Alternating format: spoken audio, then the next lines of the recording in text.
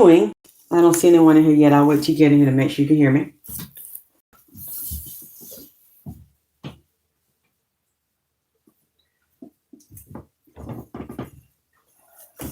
I don't see anyone yet. I want to make sure that you can hear me and we don't have any technical difficulties. So I'll just wait. Let me see, what was it? Pete, turn the light up on his phone. Pete, I think that's his name, yeah. Hegseth. The United States Secretary of War, Pete Hegseth. I just shared that video. I don't know if they put a voiceover in there, if he really said FAFO to the Venezuelan President Maduro. Fuck around and find out, goddammit. I mean, that's what they told him. Will somebody please put my cash up in here? It's GOD, the number 9XX. GOD, the number 9XX. GOD, the number 9XX. Please donate. Contribute to the work I do. Subscribe. Click like on the videos and share them if you want me to continue to come back. This has been, somebody put my cash up in here, please. GOD, the number 9XX. I don't see in the chat. Can somebody put it in there? I don't know how to do it. Thank you everybody for following the new people following my Facebook page, following my Instagram, subscribing to my YouTube. Thank you, baby. And you can take my videos if you want to, and you can chop and screw them. You can put them on TikTok, Facebook, Instagram, YouTube. I don't really care. Just let them know who I am, what I do, and how to follow any of my pages. Oh, this has been a hell of a weekend. I've been caught up in this whole, oh my gosh, this whole conflict and securing of, excuse me, I don't, do I need to say securing? I mean, just bomb rushing, just put his foot, President Trump just put his foot in President Maduro's ass. Just went to Venezuela and he made it very clear he wanted the oil, the silver, the minerals for everything the United States creates. Venezuela, President Trump started to warn Maduro, a week or two ago, like a month ago, and he should have got the hint fucking with this Gemini. I mean, he should have known from all the history who has been in here. And I have said this for the past couple of years that I mentioned the countries I saw, and I kept seeing Hugo Chavez, Muammar Gaddafi, MLK, JFK. And now I keep getting, and I've gotten it before, JFK in Donald Trump wanting to mirror and be like JFK. And I'm hearing the Bay of Pigs. So that would be Cuba. They get ready to fuck Cuba. And what is the president of Cuba? I saw him. Somebody put his name in here. I'm good at faces, but sometimes there's so much coming to me, I don't always remember the name. I see him because he was a revolutionary and he fought the U.S. and ran them out of Cuba and the mob because they had whorehouses, casino clubs. They would go over there and have they play dates in Cuba. And that president basically got it out of the mud and started over. I see him. Would you please tell me his name? Thank you, baby. Fidel. Fidel's here. Muammar Gaddafi's here. Hugo Chavez is here. George Bush. Okay, this was reminding me when I was growing up. George Bush, they're using the Monroe Doctrine, and that's what Trump did. This is the same thing George Bush did, the daddy, who is like one of the kings of the underworld, did to Noriega.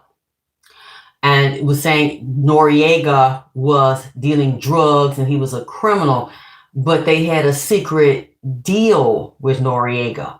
Bush did, and allowed them to be criminals and the drug trafficking, everything to go on in the murder.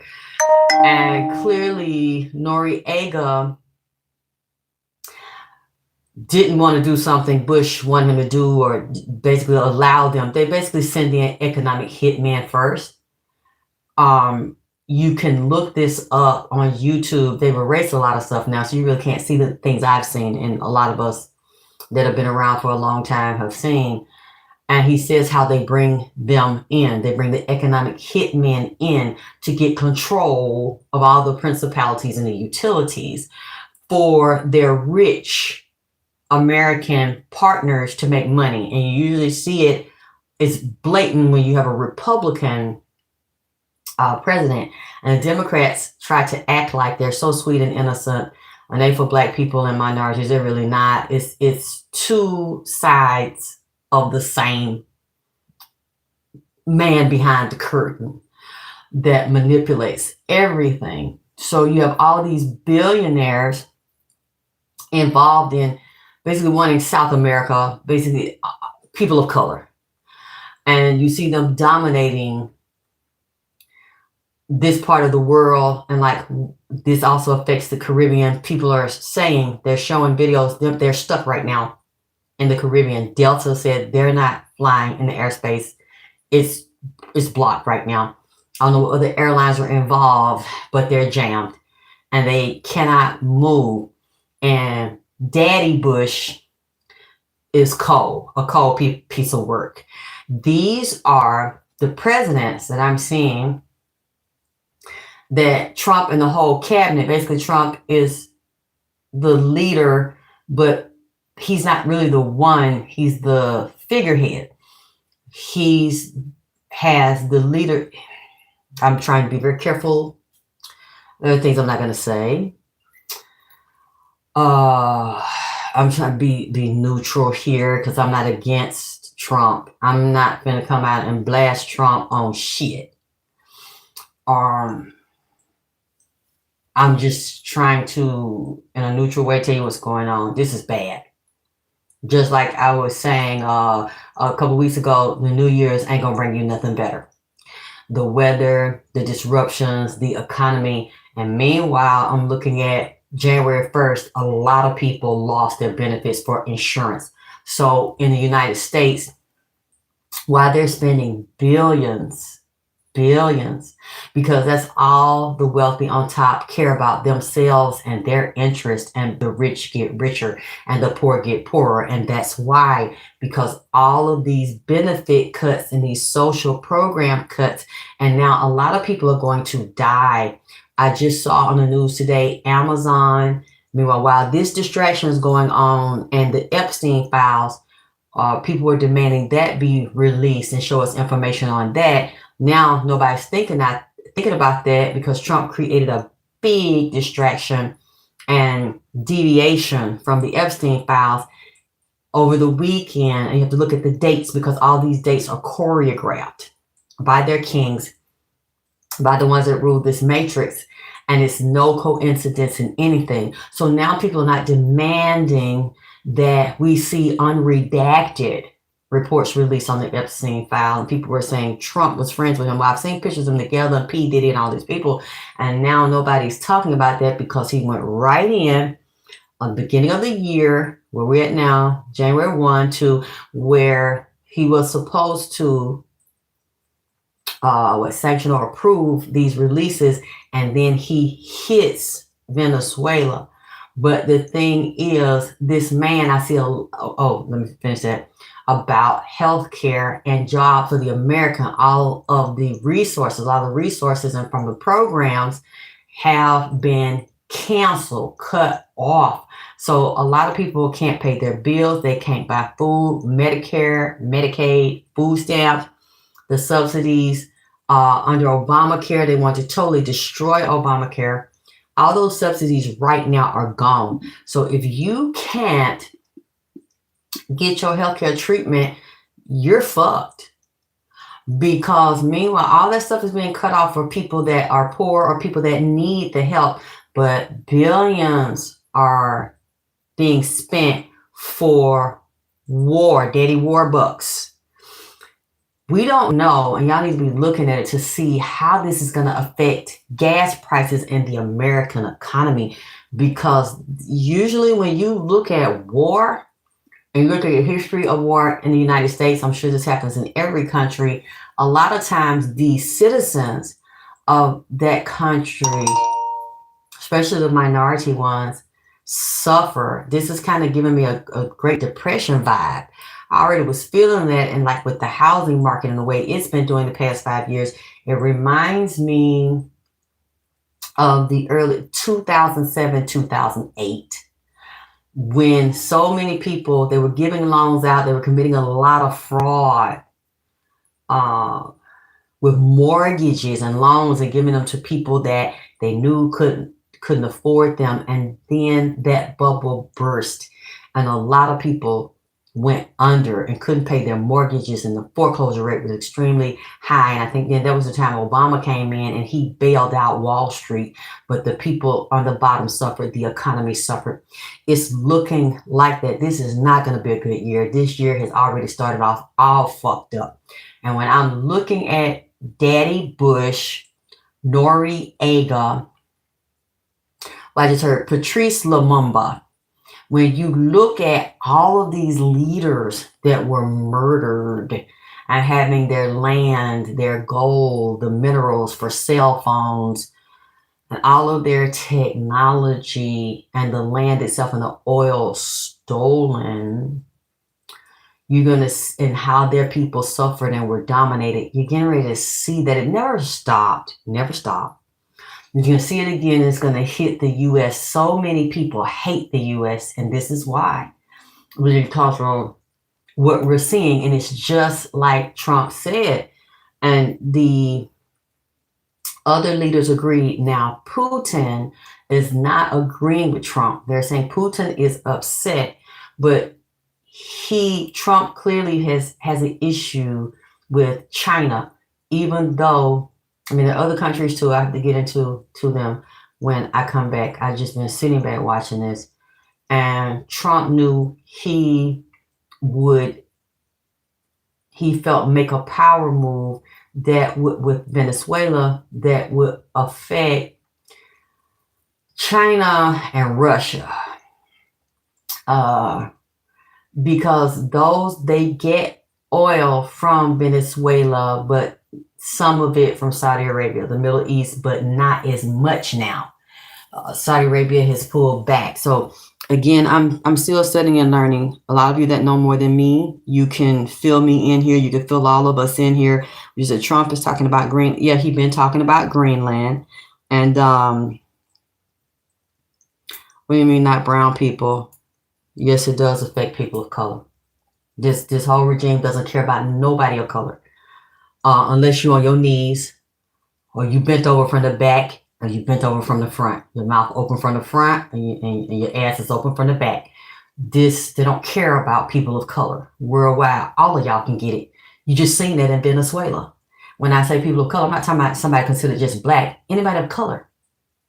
You're not going to be on the same level as them. You're not going to rule over them. And usually you will see in those countries where people of color rule, you're going to negotiate. You're going to be a bitch. And if you're not, you will be murdered. And there will be somebody that looks like you that will be in rule and create a democratic republic. Now, I'm not backing down from that. You don't have to agree. I don't need you to correct me. I ain't asking you to fucking correct me, because I know I'm not wrong. You can just look at history and you can see that shit. You can see it in the United States. So maybe I took you wrong, but what you said when you said not people of color, yes it is. And then he's talking about Mexico, and I'm getting Fidel Castro, I'm getting MLK, I'm getting JFK, and the Bay of Pigs. Now, I don't think the Bay of Pigs went well for JFK, but for some reason, he is coming up and he's attached to Trump. every time I look at President Trump, I see JFK, JFK Jr., Jackie O. And those presidents are down here with Daddy Bush. Daddy Bush, Manuel Noriega. Who else did I say? Muammar Gaddafi and Hillary Clinton. Hillary Clinton, Obama, and Bill Clinton, and Daddy Bush. That's who is around Muammar Gaddafi. Again, Muammar Gaddafi, Noriega, and Fidel Castro. Now, all three of their asses is physically goddamn dead now. But they are here in an archive and talking in holograms. Look at Trump. This is the Monroe Doctrine and also the Jimmy Carter Doctrine. I mean, people look at Jimmy Carter like he's a Georgia farmer that raised, goddammit, peanuts, and he is harmless. There's no way he could be harmless and be a president. He is in the cabal. You see, and they live a long life because Jimmy Carter just died, what? 2024, 2025, balled up in a fetal position in a goddamn wheelchair, just looking like just a white lump of flesh. I mean, he's about, 100 years old. Here with him and his wife, Rosalind Carter, down in Atlanta, Georgia. See you looking at that man grinning like that and talking with that country ass accent, eating them goddamn peanuts down. You really think that's a joke and shit? It's not. Because you see him with Bill Clinton, George Bush, and the other powerful presidents. These are all time travelers, and this is a hologram that we're in. It's no accident that President Trump was a president twice. All of these presidents are either they are genetically related or directly or indirectly, like Bush and Cheney, Hillary Clinton. All of them were preordained, predestined to be in this ring of power tied to England, tied to Israel. I've always said, if you listen to my old shows, prove I'm not lying, I've always said, Nipsey told me these are going to be issues. Israel, Pakistan, Iraq, Iran, Ethiopia, Eritrea, Sudan, and what was I finna say? Now you see Trump slick threatening Iran ass and the Ayatollah Khomeini and saying that, get your ass in gear and you're going to do this, you're going to do that. Because now I've told you also we have sleeper cells in the United States. And we might have problems with radiations, extreme blackouts in cities. Not just in one city. If it hits New York, it's going to hit other cities. Extreme fucking blackouts, rolling blackouts where we're not used to having them, like they do in Texas. I think some parts of Texas, some parts of California. And these will not be an accident, even if they say it's an accident. And then a lot of the invasion also ties to AI technology, with the AI centers that's driving everybody's bill up in every state, the light bill and the water, and contaminating the water. You will see, God, I'm trying to choose my words carefully because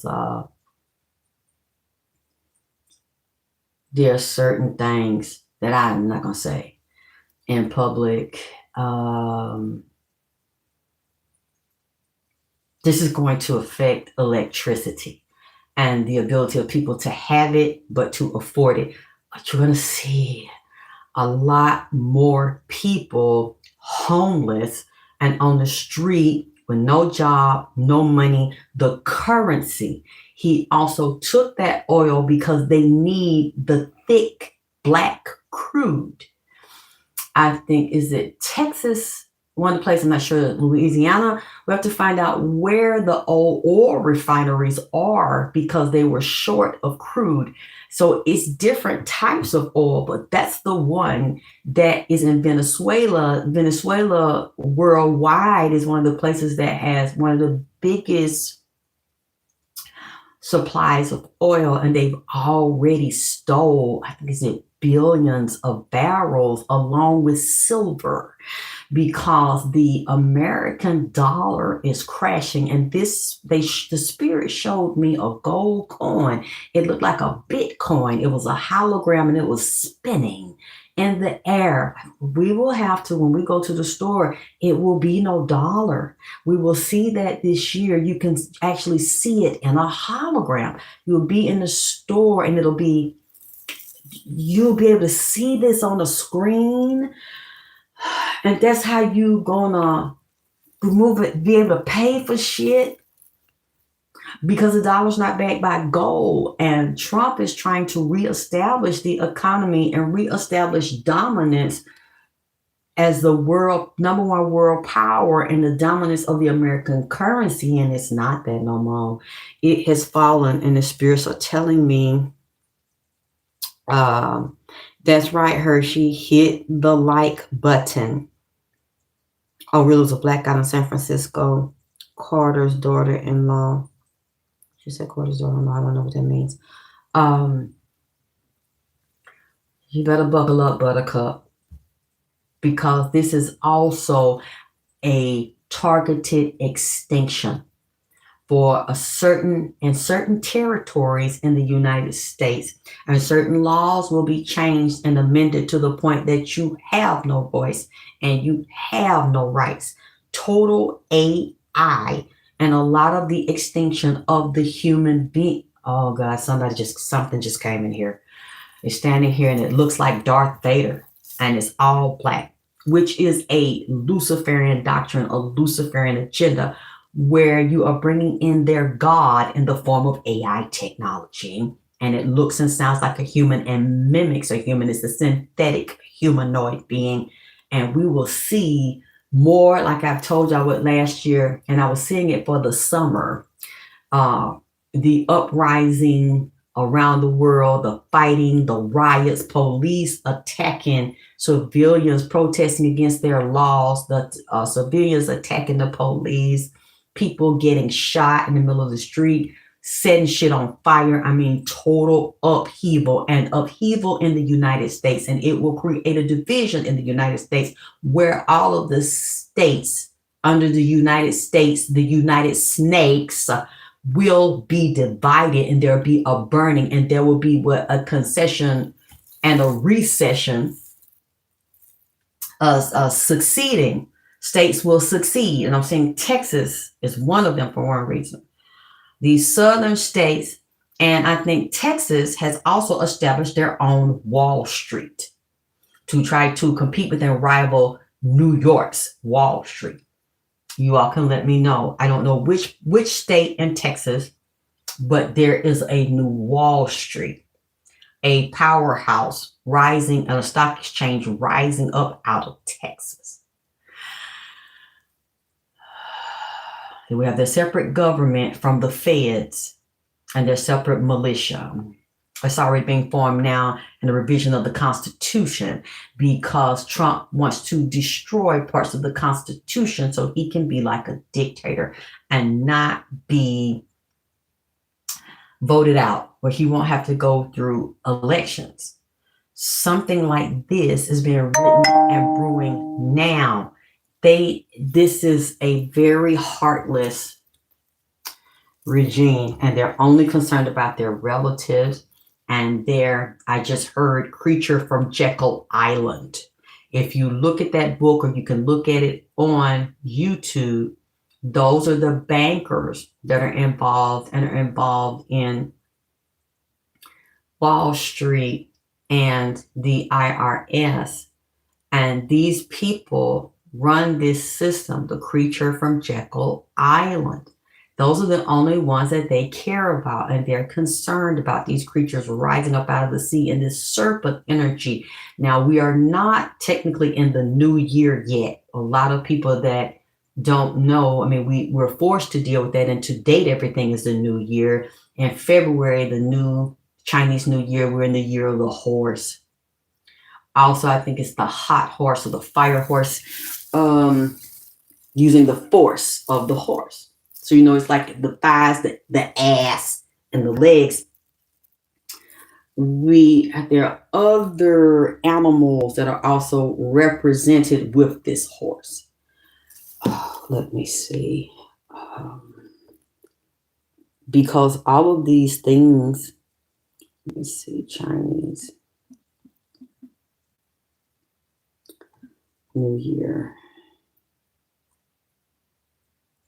Animal. This is the new year. We're ushering the year of the fire horse 2026, starting February 17th, 2026. And it lasts until early 2027. The horse signifies energy, freedom, strength, with the fire element adding passion and determination, making it a dynamic year for action and motivation. Animal horse, element fire. The horse is known for independence, enthusiasm, and being a natural leader, while the fire element amplifies the traits with passion, determination, and a drive for success. Even if that drive for success creates the failure on top, success, but failure underneath for so many millions of Americans, because to them, they don't care about that. Your failure and them dominating and conquering the United States and worldwide and suppressing a certain group of people, sending them back into the 50s and the 60s, that is still success to them. Your fall is their rise. And they're trying to secure power to keep power, but the time is expiring. The karmic cycle is coming to an end, and they know that. So they're doing everything to keep the power, and that means destroying other people so they cannot rise. So it's saying that this year also deals with the fire horse, the dog, the sheep, and tiger are among the luckiest Chinese zodiac signs experiencing good fortune, financial gains, and career growth, with horse seeing confidence boost, dogs rewarded for loyalty, sheep finding stability, and tiger learning strategic patience. So these animals are also coming into play for 2026. And they're saying horse 1942, 1954, 1966, 1978, 1990, 2002, 2014. A year of justice, confidence, and breaking free from self-doubt, bringing financial gains and new projects. Dog 1946, 1958, 1970, 1982, 1994, 2006. Rewards for reliability and trustworthiness, leading to a promotion and financial success through partnerships. The sheep 1943, 1955, 1967, 1979, 1991, 2003. Expect stability and significant financial reward from past efforts. Everything you've done up to this point is finna start pay off, because you done sowed your seeds, and now you're finna reap the rewards of all your hard effort and drought, especially for ox signs, while sheep benefit from harmonious relationships and new ventures. The tiger 1950, 1962, 1974, 1986, 1998, 2010. Challenges bring opportunities for transformation requiring patience and strategic planning to emerge stronger. The key themes for 2026: fire horse year, energy, dynamic independence, and bold change. Opportunities: increased social connection, creative expression, and significant financial growth for the lucky signs. Focus: horse, dogs, and sheep see direct benefits from their core traits, while tigers must focus on the inner development. So look up your sign and the Chinese zodiac and how it is impacted for 2026. The 2027 will be the fire goat. So it is important that you're going to have to be very self-sufficient and independent. You're going to get your backpacks, get your tools, get your preppers. You need to start listening to preppers. Join preppers channels, preppers websites. Find them in your area unless you're going to move to a certain area, because that's what's going to be required this year if you want to survive, to be self-sufficient, independent. Dependent on the government for everything is going to get your ass fucked up and living out on the street and building a campfire out there in the dumpster with some other fucking homeless people, goddamn it, that's out there living in the park, living in the woods, goddamn it, sucking dick and using the public bathroom and Pete my park, goddamn it. You know, this is required and we don't have a choice. Unless you align, or if you already have houses with bunkers, underground fucking bunkers and fallout shelters, or you move and you go to another area and you buy that, or you team up in communities, because it's going back to our ancestors' way of life where communities depended on each other. They were interconnected with everything and had basically their own governments and councils, just like we do on a higher government level with the federal government, the president, and the White House. You have these tribes and these communities will go back to the old ways and reestablish this way of living where everything and it's a circle of life, like the Lion King. Everything is connected to the other thing. Just like every system in your body is connected to it. So if one system goes down, that means it's a blockage of energy or a problem within that system and another system that you are Happy New Year, baby. Thank you. You say our page is legally required to make you feel 50% better. Come and see. I don't know what that is. But if you're not donating to me, then you cannot promote in here because it's my page. You said we're in the winter solstice era right now. Okay. And this has been planned for 100 years or maybe even longer. George Washington is coming up to me. Adam Weishaupt, might be pronouncing that wrong, Weishaupt, that established a new world order, and Albert Pike are coming up to me. And the Secret Doctrine, Madame Blavatsky, which is very elitist, racist, and demonic. So this is also, they use in their systems, and they use, you can see it on their dollar bill, black magic, the magic of our ancestors and the secret Egyptian orders, using them against you while you call this Jesus to come save you, that really is disguised. The Savior is really disguised as a Savior, but underneath is Lucifer, the light bearer, the light bringer, the one that gives them power, the illumination of light, the illusion of light, that is justifying also Saturn, Satan, and the rule of NASA, blocking the extraterrestrials, blocking you and telling you it's demonic, you're going to hell. If you acknowledge your ancestors, if you worship your ancestors, and they're walking the earth, the gods are on the earth, the watchers are on the earth, which are the fallen angels, and they also live in the mountains of Africa, which is classified as Israel. That's also Africa. The Middle East is Africa. And they will try to separate you from Africa or separate it from Africa. It's the same place.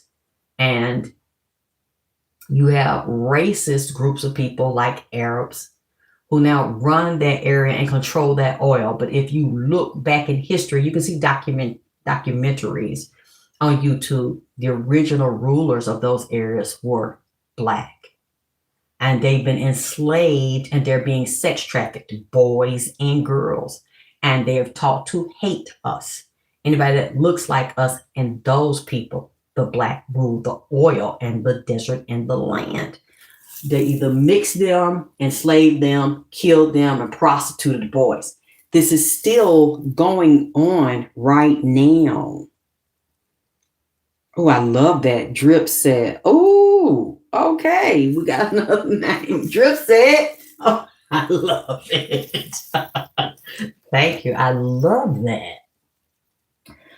We have to know our history. You're doomed to repeat it if you don't know the correct history, not his story, but history, because we have ancestors, ETs, extraterrestrial beings from other dimensions and planets that are here trying to reach you, trying to talk to you, there are two sets. There's a false set of flying saucers or ETs to throw you off. The ones that are real, that come out of these dimensions, they kidnap them, like they have them at Area 51. They have different levels of grays, different levels of ETs connected to each race, each ethnic groups. The ones that are ruling it right now, that are blocking out and blacking out the ones that speak to us, are the ones that you go back to Enlil and Enki. And some of those gods believe. Now, I have actually talked to, this tripped me out. I talked to an African man who was a voodoo priest, a shaman. He was doing black magic for a white doctor in Atlanta, Georgia, and protects her. And she would take people's souls as patients. And she would do this to black patients. She do the white ones too, but she do it to black patients. She was an undercover witch. Y'all, a lot of these people in healthcare are high priests and priestesses, Ifa priests, voodoo priests. Now, they all are not bad. Some of them have to do that to protect themselves, especially black ones, people of color, because that industry is racist and prejudiced and will try to kill them, destroy them, or stop them from graduating to help other people of color and heal them and enlighten them, be a medical doctor and a holistic practitioner at the same time. And I was so upset when this African told me that. But then, I realized a lot of them don't give a fuck about us over here. They don't consider themselves one of us anyway. So it doesn't matter if they help people, sacrifice you, cook you, and have you eat your flesh, drink your blood. And he said, it doesn't matter to me that this white female is doing this. All I care about is money. And I was like totally devastated. I'm right. So black people participate in the destruction of their own people in the healthcare system. He said, I just care about making my money. So he was living in London and he would come to Atlanta. So you have to think about the fact it's in every city near you. And if there was one black man that told me that means it's thousands, hundreds of them that are in the United States that practice here, nationally, internationally. He protects this woman, knowing that she consumes souls. While you are touching somebody's body and you are cutting them open, you are actually taking their blood, their tissue, so you can do the spell very effectively because you have their fluids. And what that person does, they wake up feeling fucked up, or they start having certain dreams, certain psychic experiences, or they feel like they've lost time or lost their soul because they've taken it. They've tapped into it and destiny swapped and soul swap, actually siphoning off the person. But this doesn't happen to every patient, baby. And that's what this black man told me. It happens to people like me. And people like you, if you're like me, you better guard yourself and ask for divine protection, because a lot of y'all are going there and get cut and get botched up and fucked up on purpose, or wake up dead, goddammit. wake up dead with your organs fucking gone. And they looking at your driver's license and shit and be like, she checked. No, she do not want to be an organ donor. Man, this shit ain't funny, but I looked on Instagram last night and it was this man, and the man was running from the hospital with a hospital gown, ass out, nuts jangling, dick swinging, motherfucker running, boy. And he said that he heard them. It was a separate room they had with a false wall behind the wall. People were behind the wall, so they go under the ground, and had an operation room down there. People was laying there, and they had no relatives, and said, we're going to get ready to set this up, put them on, because we need the organ. We're getting ready to take these organs. And said he was in the room. He woke up and heard them, but he pretended like he was asleep, saying, we getting ready to do the surgery on him. He had something wrong with him. He was sick, but it was a minor illness. By the time they finished rewriting his paperwork, this nigga finna die. Goddamn, he half dead right now. We finna go on and drug him up so he'll be unconscious because we need these organs. He laid there like he was asleep, heard that goddamn shit. They finna do to his ass. Jumped up, like pulled his IV out, the needle out his arm, and took. I'm talking this motherfucker was running, but he was running. And he was running and hollering. And he got to tell somebody in the media, it don't matter if you don't put it on there. Like I just said, they see you, they see your light and energy. And this wasn't a teenager, this was an older man, maybe like he about in his 30s or something, 30 to 40. But they saw something in him that they wanted, or they have your blood, so they'll check your blood, and they basically know, okay, so he has A, or he has O, A, B. See, we have a donor, in California right now, and they've been on the list, and they need this. He's a perfect man, because we're finna kill his ass, But then you don't know that's what the fuck going on. They see some light in you. I had a lady tell me she was pregnant. She was in college. She was working on her PhD, and she got pregnant. She's an Afro-Latina, and her doctor was a white female. Told her that she was having a miscarriage, and she went to the doctor, and the doctor started begging. She had the baby. It might have been a month old or a couple months old when she miscarried, so she could see a little bit of form in it. And she asked to have her baby so that she could either have a funeral, or dispose of it the way she wanted to. The white doctor didn't want to give her that baby, even though it's like 2 months old, so it's really not really formed. She wanted that lady's DNA. And she was begging her and calling her, man, begging her to sign it over to her, even though they say they're going to burn it. It's just trash. They're going to discard it as, biohazard waste. The doctor didn't say that. She wanted that girl. It was something she was going to do with it. And that when people get abortions, especially if they let it go to full term in the third trimester, is more form. So you have more developed eyes and, a face and the placenta. You have all the rich nutrients with that baby.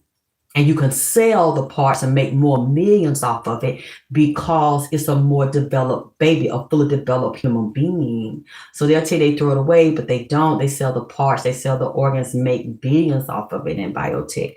So she told her she didn't want, thank you, babe. Thank you, Bobby, Dirty South Atlanta mama, okay?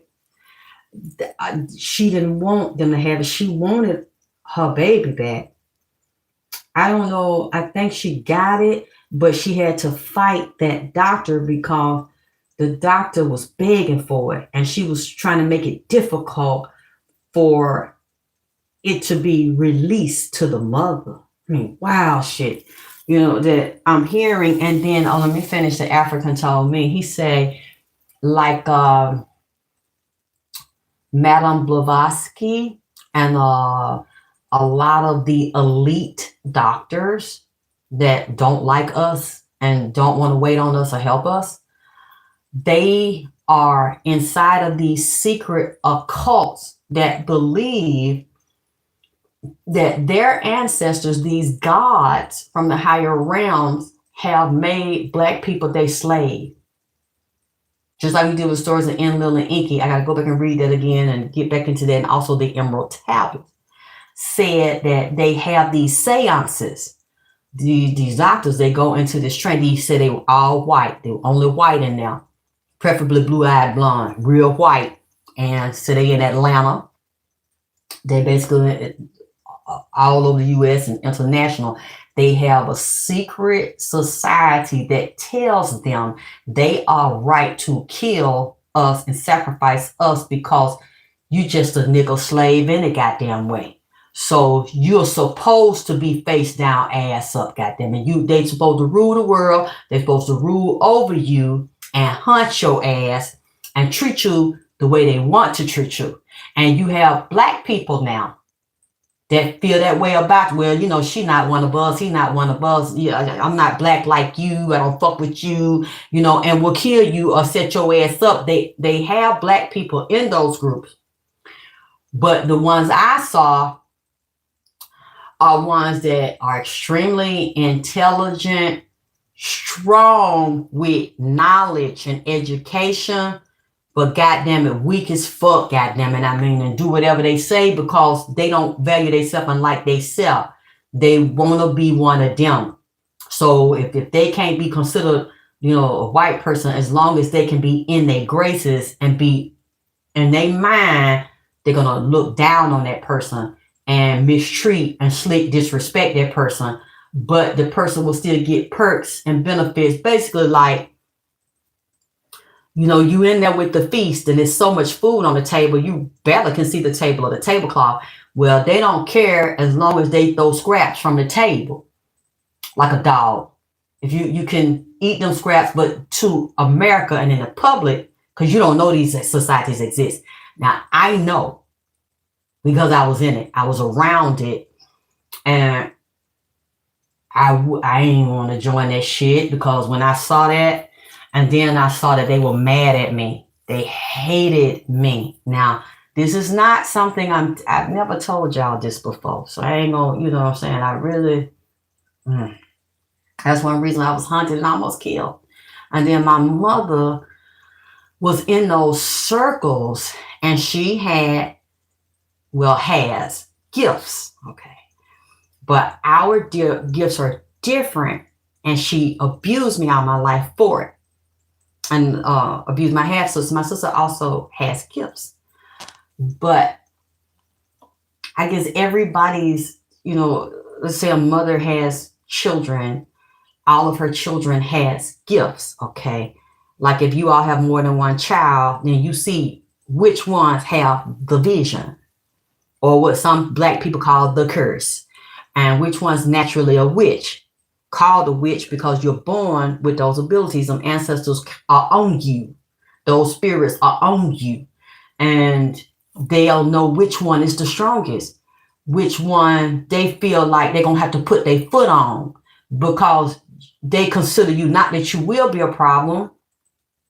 Because I wasn't a bad child. I was quiet, easygoing, very kind of like timid, like, because I was abused all the time and pushed around and kicked around and talked down to. But I see now the person that I am now, yes, I have a softness and I have a big heart, but I learned to temper that because I'm also a beast. I'm a Sagittarius. So when you look at them, they're half beast. It's a centaur and half human. Like some of you other people have those types of things in you.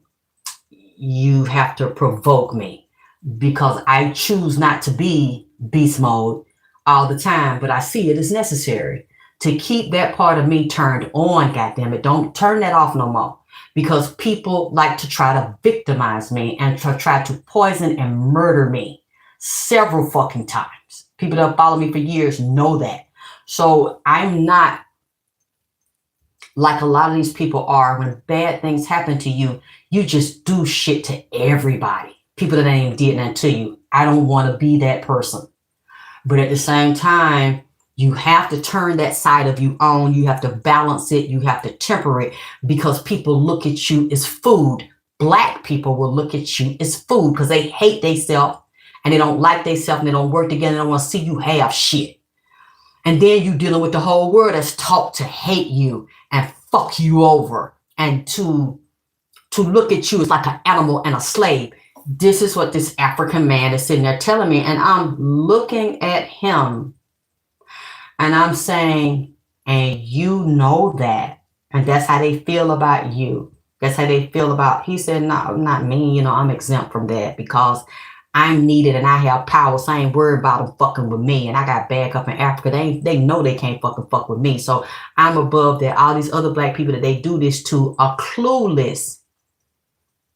They don't even know this is happening, or they see it happening, or something bad happened to them in the hospital or something. They get fucked, but they think it's just a bad accident.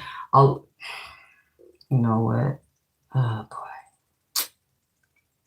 Watch, I don't say it too much already. You need to know that because we all have to go to the doctor sometime. You need to have somebody to put protection on you if you ain't doing it yourself, and call your ancestors real goddamn hard when you go in that motherfucker, because that is a secret society. Not all doctors are bad. Some of them are into the occult because they need protection. And so if you have them as your doctor, they will not hurt you. Please don't misunderstand me. They will not hurt you.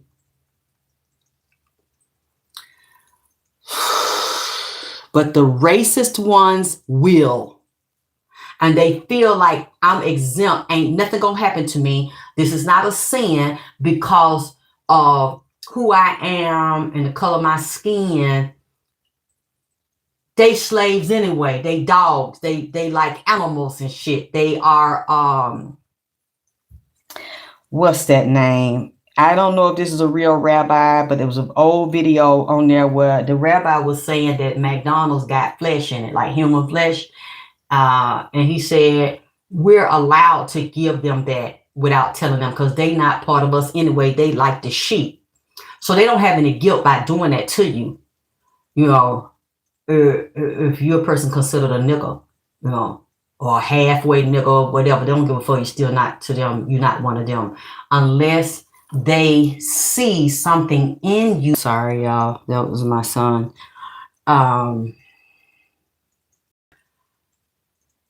When they see you and they told that you part of the race that's a sheep, but then it fucks them up in the end because they've been told they're superior to you, they more gifted than you, their brain is bigger than yours, your intellect is higher, your IQ's higher. And then they meet someone like you, and you are part of the slave race, the mud race, the low class. Like that's what they tell each other. They lower, and then they fucked up because they meet you, and it's like, wait a minute. We were told these people don't have these abilities. They don't have these gifts. They can't see us. They don't know. They ignorant. We make sure we don't teach them what we know.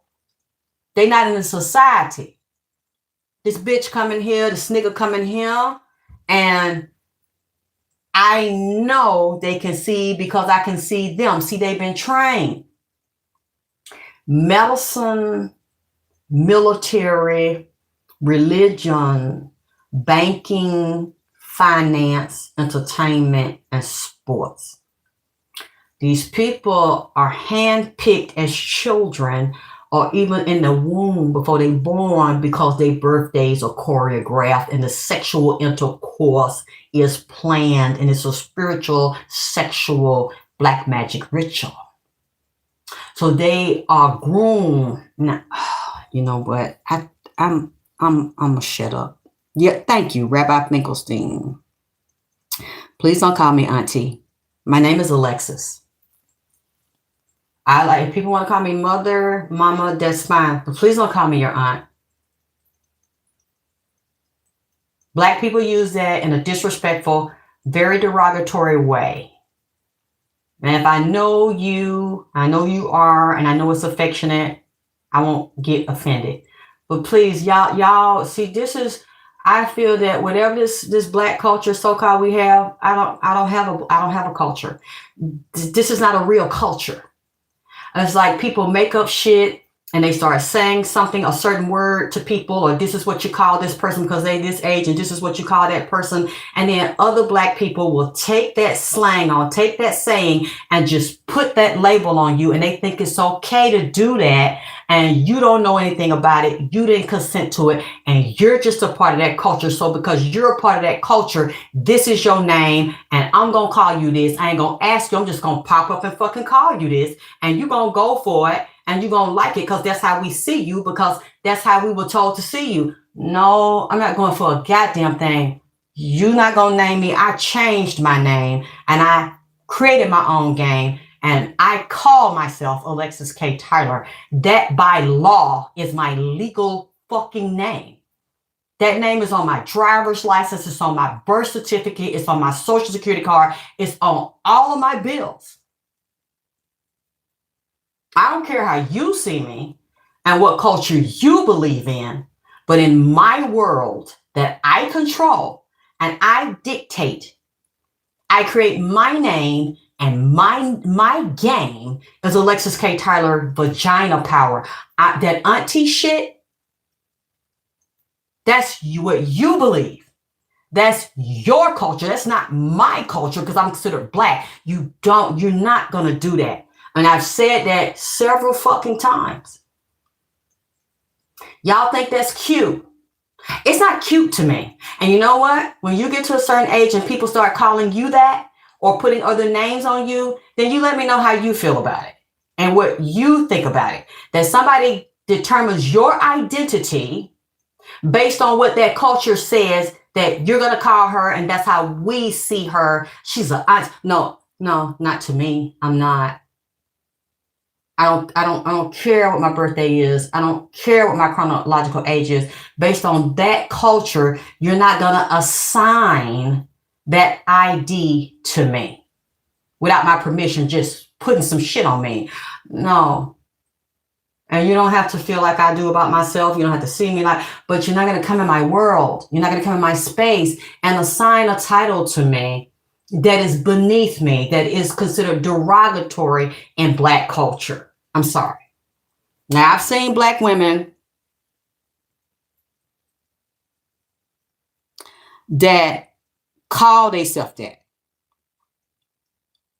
Well, I'm your auntie, this and that, this auntie such and such signing on. Okay. And they usually look like Aunt Jemima. They like it. I love it. They embrace what you put on them and what this society now sees them as. And they look like that shit. So if they want to do that and they embrace and say they are auntie, then say that shit to them. Go over there because they telling you I accept what you put on me, and I'm gonna be in this culture till I die, and I know that's how you see me now. Instead of a vibrant, still sexual, sensual, beautiful woman, now this is an auntie that don't nobody want to fuck no more. No. I'm still a woman. I'm still the same woman that I was 20 years ago. And when you put somebody in that category, you're saying they're no longer attractive. They're no longer sexually desired by anybody. Don't nobody want them. Everybody see them as a drawed up old bitch that need to sit down in a walking chair with some orthopedic high heel shoes on. That's not me. That's not me. And I ain't gonna call myself. See, when you call yourself something, you're saying that to your subconscious mind. And you're saying that to your body that doesn't know any better. The subconscious mind is not on linear time. It doesn't know right or wrong. It just knows what you tell it.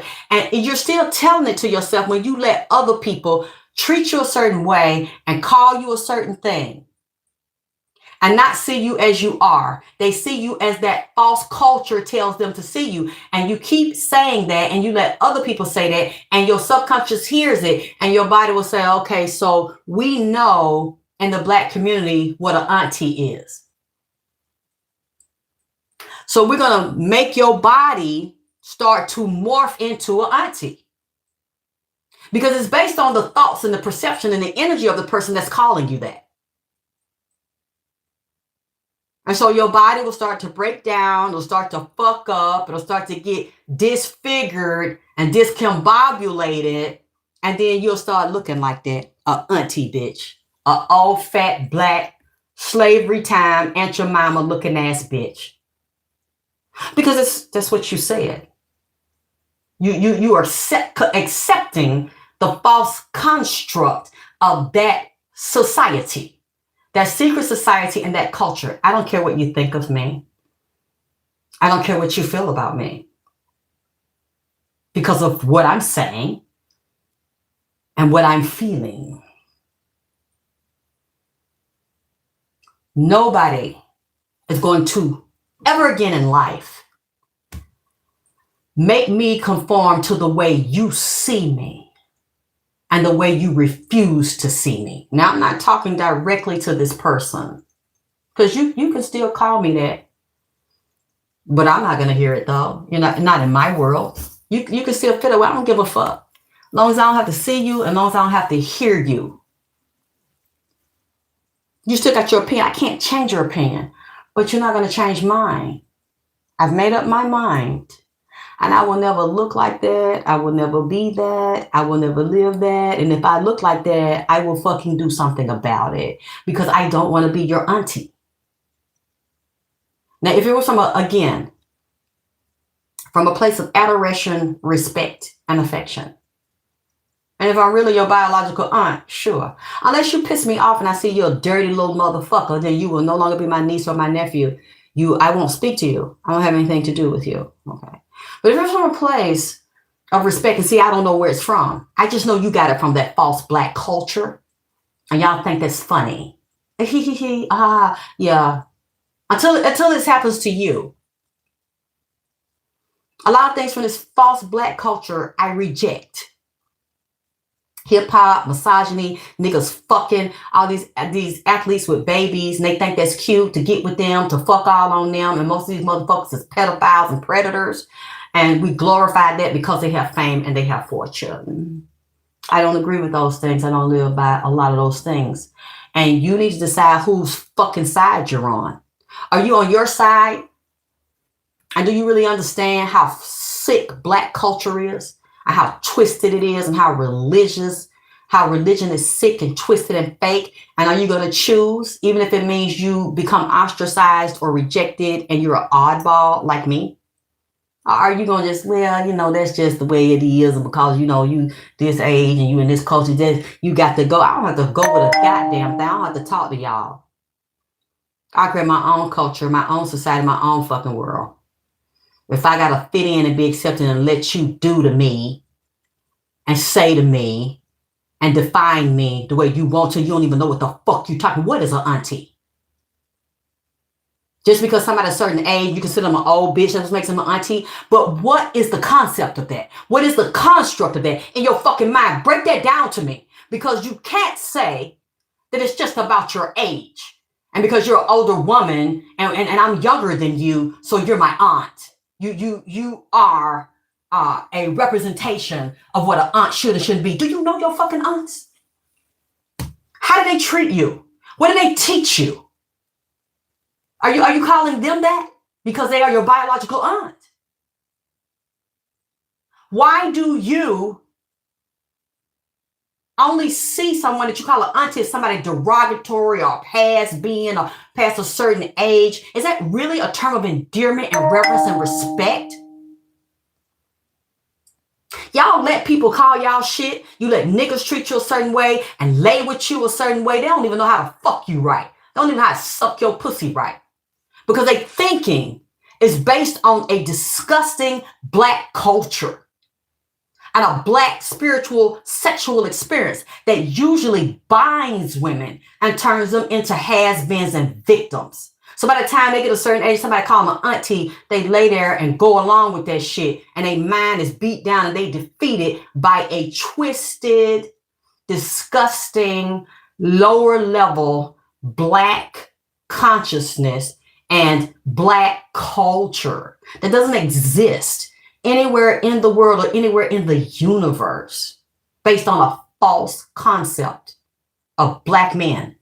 Twisted, disgusting black men who don't even like your fucking ass. And black women don't like you, that are above you, that are in the boule, and that are in other societies that don't consider themselves black like you and don't embrace you. You won't walk up to Oprah and call her auntie. Yeah, I bet you won't even go under her comments and call certain black women an auntie because they're not going for the shit. They're not talking to you. They would never speak to you. You're beneath them. So they don't line up with you mentally, emotionally, spiritually, psychologically, metaphysically. So you're not finna lay that on them. So you know what?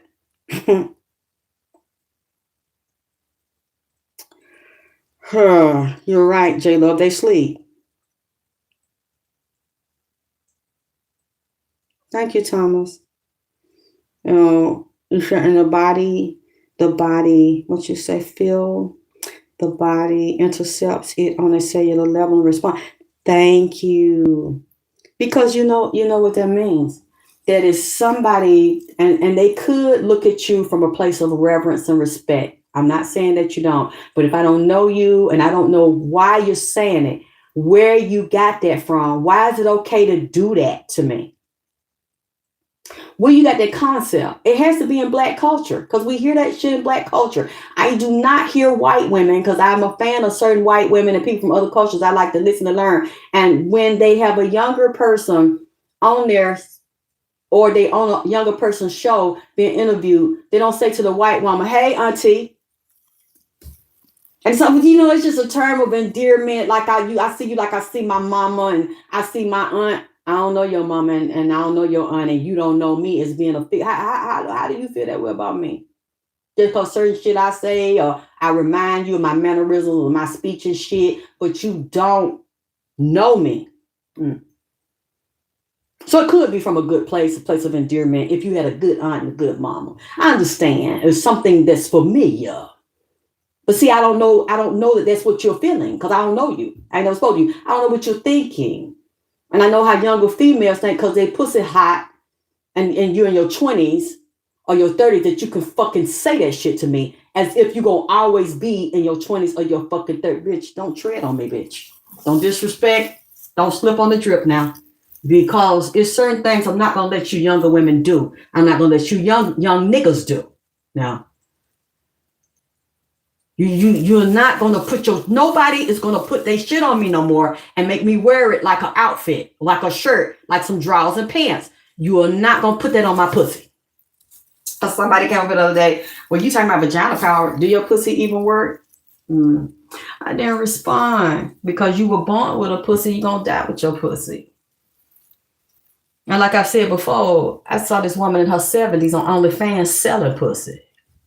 Still get hot flex. We got 20-year-old boys bending her over and got on her back with her knees to her fucking collarbone. And she's taking dick like a champ, like she's still 20 years old. So I didn't respond to it. And you should have sex until you die. Good sex. I don't care how old the woman is. As long as she can take it. And she should put herself in a position physically where she's in shape enough to take it. You should have sex till you leave your body. And some people are like, well, that person's too old for you to be fucking on them. Really? Based on whose perception? You still get horny. You could be 70 years old and still get horny like you did when you was 15. So you have to put yourself in a position where you can physically engage. And it ain't nobody's business. It don't matter what nobody think or feel about it. What matters is how you see yourself, how you think and feel about yourself, and what experiences that you give yourself permission to have. Not, man, you think people gonna go around, I'm in my 50s, I'm in my 60s. You think I should still get some dick? You think people gonna sit up and fucking ask you? She's a stupid bitch if she asks you. Well, this person, well, I think you too old for that.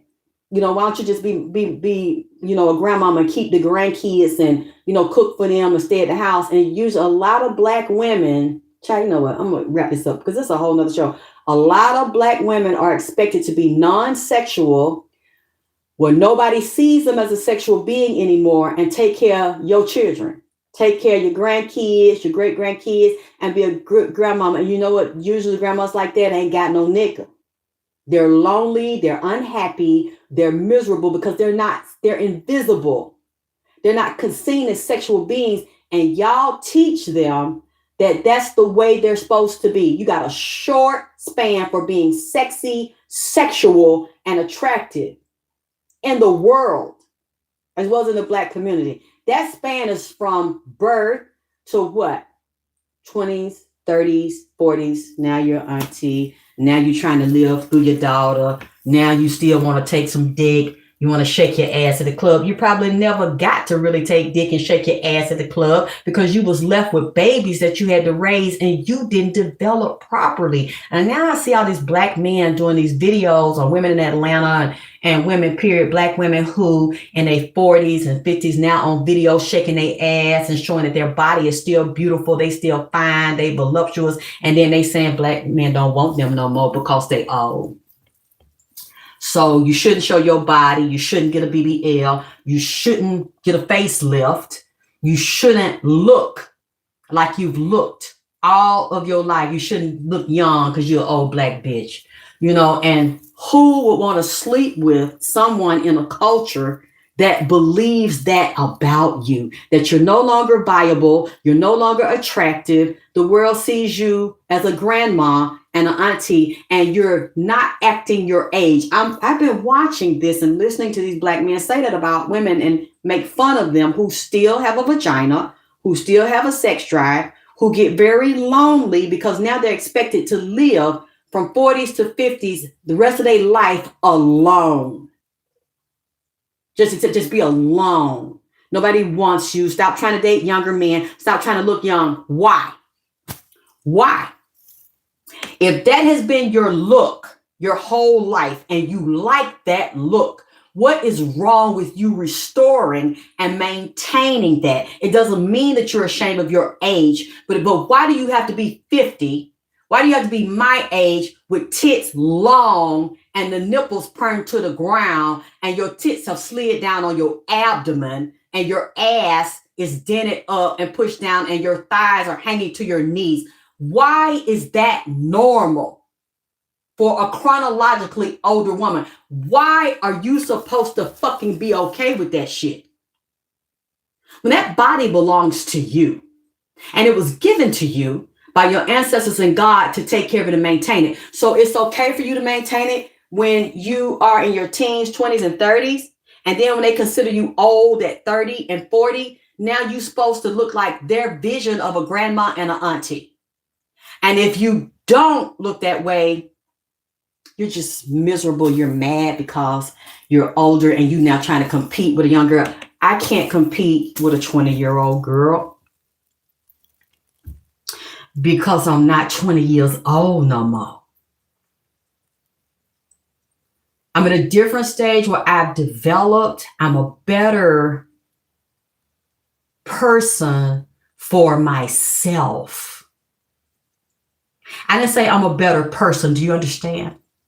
Because I'm still the same person, but I'm a better example of a good person for myself. I didn't say I'm a better person. I said I'm better for me.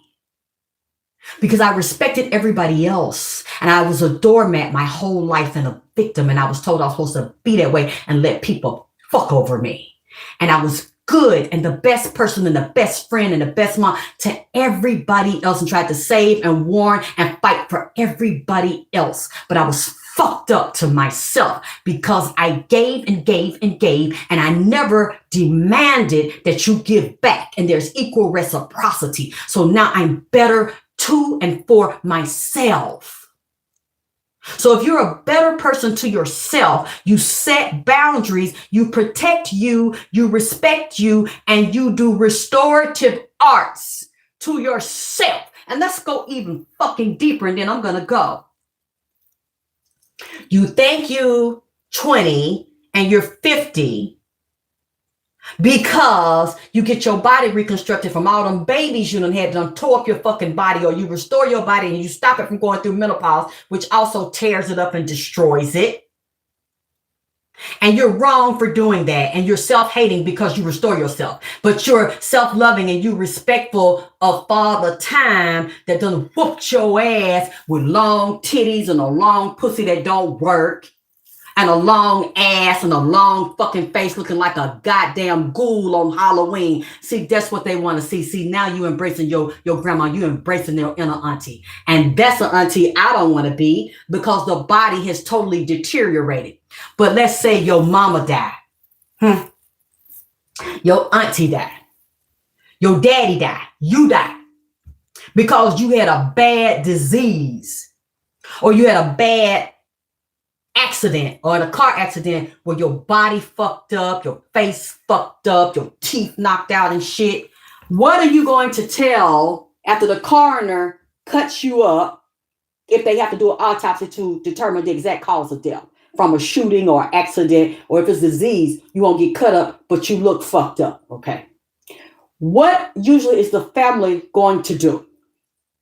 If they really love the person and they're going to have an open casket, or they want the person to know that physically died, that they showing utmost respect and reverence, and they got their policy together, they're going to find the highest and best embalmer and funeral home, put this motherfucker back together and make them look like they sleep.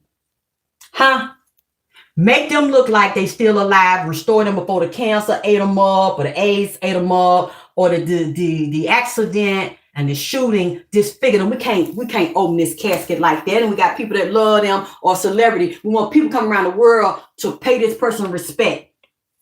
That's what they did. Aretha Franklin, James Brown, half of MLK head was missing. They had the best mortician to do restorative art and rebuild his head. So that's plastic and reconstructive surgery. They doing injections on the face. They put like a Botox mixture on the goddamn face and shit, shooting them up, restoring the titties, the ass, whatever you gotta see in that casket. Then they come, goddamn, who did the body? Goddamn, who did the face? This motherfucker look like she sleep. Ooh, you see that, and what they were wearing, they clothes. So it's okay to be an auntie in the casket, bitch, 50 and 60 years old. And by the time the embalmers, the makeup artists, the hairstylist finished with this bitch, look like she's 25 or 30 years old, laying there asleep, a corpse. A immaculate, restorative arts wearing corpse. But that's okay for her, because she ain't looking for no dick. Her body's dead and it's decomposing, but you're going to make it look like it has been regenerated. Whose side you on, bitch? Because they made these rules for you. What's okay when you can restore yourself? What label you got on you? You know, you wrong, something wrong with you to restore your titties and your ass and all that. But then when your ass is laid there dead, and you can't fuck, suck, you can't do none of that shit no more. You fucking gone, and you done lived your life the way other people tell you fucked up, body fucked up and shit, and you accepting your fate as a goddamn grandma auntie. But then now you laying there, your ass is out of body, and now it's okay for them to come in and restore you? Well, somebody please give me the rationale on it, because I'm kind of slow. All these double standards for black bitches. The ones that see yourself this way and you give a fuck about what this society and this culture says, that say they don't want you when you pass 25 or 30. Y'all, because I don't understand. You said mind control 100 by down the line, John. You said, I think the collective consciousness want black women to stay broken. Yes. People can validate your suffering, but won't celebrate your healing. Yes. And if you try to heal your body and restore your body, and you got stretch marks everywhere, your body broke down from really bad pregnancies or overeating. Like, I'm only 5'2", And I was so depressed every day. And my mother was trying to curse me and say my baby would die in my uterus. I just ate and ate and ate. And I ain't had nobody around me. My grandmama, nobody that grabbed my hand and said, look, whatever you're going through, it's going to be okay. You need to stop all that eating. You're going to stretch your body, you're going to tap your body. You ain't going to want to be with a man sexually no more and be comfortable sexual and butt naked because you're tearing it up. Rub your body down with this oil every day as it's stretching so it won't tear up. I had my son looking like a goddamn cheetah. For you all that know, and see, I don't care if you know this because, again, y'all know, I didn't know it. I knew when I was a little girl and I was younger and my mother did everything to destroy that possibility from happening. I've always been an alchemist, but nobody helped me develop it. I developed it from a place of pain and desperation. I used to go, when I had my son, I saw the other young girls. I had my son at 20. And they popped their babies out. I didn't know them, but I was in the hospital. You all on the same floor so you can see them. These girls were, having their babies. I don't know what that means. I just looked down. Were you pre-damptic? Oh, maybe not talking to me. I don't know what that means. They were having their babies, getting up in the hospital, putting their same jeans on that they were wearing before they got pregnant. It was just nice. It was nice. Whoever was around them taught them it was just in the belly.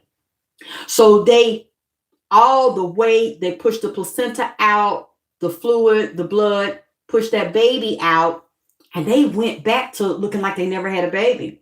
I'm thinking, oh, was just like, out of touch with reality. I'm fat all over because I'm 5'2" and I weigh the last few days of my birth, before birth, I'm almost like 220 pounds and it's fluid everywhere. I think it's fluid. No, baby, it's fat. I'm fat all around the middle, all around my back. Ass is just fat everywhere. Titties big. I'm short with it, so there's no place for it to go. Compact, so every time I walk, my body's jiggling. The fat is jiggling. And I'm trying to put my pants on. They don't fit. I'm fat as hell. So I'm like, ooh, okay, that was a bad mistake. Letting her take me down that path of self-hatred. But if you were in that position and you're isolated and the women around you telling you, oh, now you're nothing. Now you'll never be nothing. You could have been this. You could have been that. Now you're up here fat and 20 years old and fucking pregnant. Your life is over. But then before I had a child, you're nothing. You're dumb and stupid. Your life will be nothing. You can't win with females like this around you. Damned if you do, damned if you don't. So I'm hearing that. Have no outlet. All the women I reached out to, I'm just a kid in the head because I've been abused all my life. I don't know what to do. I don't know how to take care of myself. I just knew I didn't want to be nothing. And they're all saying that, walking through the house, my grandma rolling her eyes, telling you that you nothing, you a dumb bitch. So I'm eating. Okay. For some of y'all are going to know what I talk about when I explain this. My stomach was hideous. It looked just like a paper sack. You take a paper sack, it's smooth and the color's beautiful. You then open that paper sack, you ball that paper sack up as tight as you can. Then you pull it back out and you try to smooth it out. And you ball it up again as tight as you can. You smooth it out. It looks all wrinkled up. That's how my stomach looked. And it was black on top of it. Okay. Face black, neck black, stomach black. And people are telling me, well, that's just normal because it's been stretched so bad. It'll calm down, and then it's jiggly and it's swollen, because you're pregnancy. And the uterus and everything has to go down and then, you're bleeding. And to reduce it, it didn't really reduce it because I was so big, nor did the skin was stretched beyond repair. Just, I know some of you, if you haven't had, if your stomach didn't look like that, I know you've seen it. Just think. You're 20 years old. Okay. I'm looking at this in the mirror and I'm thinking, nobody will ever want me. Nobody will ever love me. And then my grandmother, my mother said, they think it's funny. My mother thinks it's funny. And then she went and talked about me in public to different men that liked me. And when they said they liked me, oh, you don't want to see her. She's ruined. Her stomach's all fucked up and wrinkled all up. How do I know? Because the guy that liked me told me that my mother had said that shit. She was spreading that shit around the community. Oh, what a humiliating, painful thing. Because it's something you can't do anything about. Okay. Well, it was something. I had my son in 1988 that I couldn't do anything about then. Okay. For you that have, yeah, it's normal for your stomach to look like that if you have color in your skin. It's been stretched so big for 9 months to facilitate the baby. Then it's itching. So I'm scratching. I don't know. One girl I met in the hospital was pregnant with me at the same time. And she said, don't stop scratching your stomach. Are you oiling yourself every day? And I'm like, what's that mean? She's like, if you don't, because I think that's like her 4th child. She was like, you're going to be toe up with a whole bunch of stretch marks on your stomach if it's itching because the skin is stretching, is tearing, if you don't make it greasy at least twice a day. And I tried it at first and it seemed like it was helping, but then I kind of understand my stupidity at the time, my ignorance at the time. I didn't know nothing about no woman body. I didn't know nothing about skin. I didn't know it tears you up. I didn't have all, see what I'm saying? Like all of these older women around me should have been rallying around me. No, baby, we're going to make sure that body tight and right when you pop that baby out. And you're going to grease down. You're going to do this. You're going to bathe like that. They wanted that to happen to me. And I'm sure somebody, if y'all not in here now, somebody in the future is going to hear this and they're going to relate to what I'm saying. It was so bad. I didn't want to be with anybody. I didn't want to be with a man because who wants to?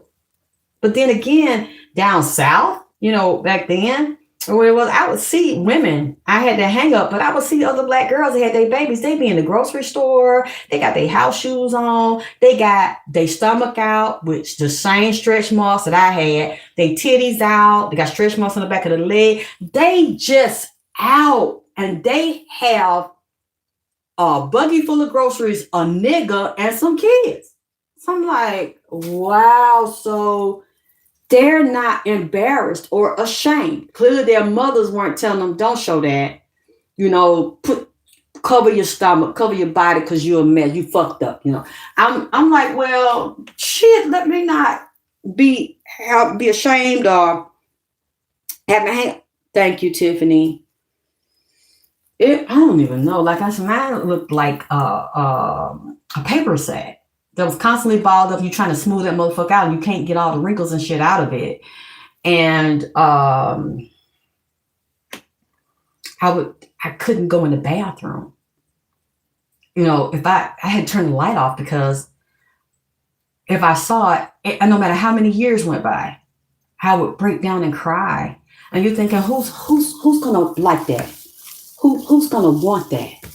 And my breasts look the same way. They look like dark. Some of us, when we scar or we get a stretch mark, it's like 5 to 10 times darker than your normal skin. So it looks even worse. It stands out even worse. Your skin's lighter, but the scars and stretch marks are darker. Okay. In between my breast, I can tell you now because I know you see me. Okay. In my 50s, I know you see me. Why? Because I show you my tits. I show you my stomach. When it should be the other way around. A lot of women will cover when they get older and get butt naked when they're young. I couldn't get butt naked because of what happened to me. And if I did, sure, I could. Like I saw the other black girls down here, but then people pointing and laughing, or you with a man that don't really love you. And they see that. They look at you on the outside, your clothes look good, and they see you have a pretty face, you got pretty hair. And one girl told me, I think you need to have the talk before you get naked. And I said, what's the talk? She said, I've been through that, and she had more children than me, and her body was like mine, stomach, titties was like that. She's like, and I've been made fun of, and they look and they excited because you look good with your clothes on, you got your body down, you got your shape looking good, but you couldn't get rid of the scars. And unfortunately, they didn't have anything for us. Now I make products. That's why. That's one of the main reasons for me. And then I saw the other women have them. And she's like, you need to, if they really like you, you need to go to lunch or something or get them in private. You need to have the talk. You need to tell them what happened to you, something you can't control. Because unfortunately, some people just have sensitive skin that they had the laser to get the stretch marks off of a white woman or a lighter skinned person of color, but they didn't give a fuck about Black women. Well, now they have them, but all of them don't work on us, but some, only a few do, because they'll burn you and make you worse. So now there's more advancement. There are chemical peels. I started watching Black women on YouTube. They had stretch marks that weren't scared to show them to the world. And they started doing the chemical peels, started going to estheticians, finding out what is there for us, because our skin is more sensitive than everybody else's, and it burns easy and it scars easy, and it'll stay there. It's hard to remove it. So now they didn't focus on that technology. Now we have that technology. And she said, tell them what happened to you and tell them, yes, you were turned on by me with my clothes on, but I have stretch marks here, I have stretch marks there. Can you handle my breakdown? Can you handle my nightmare?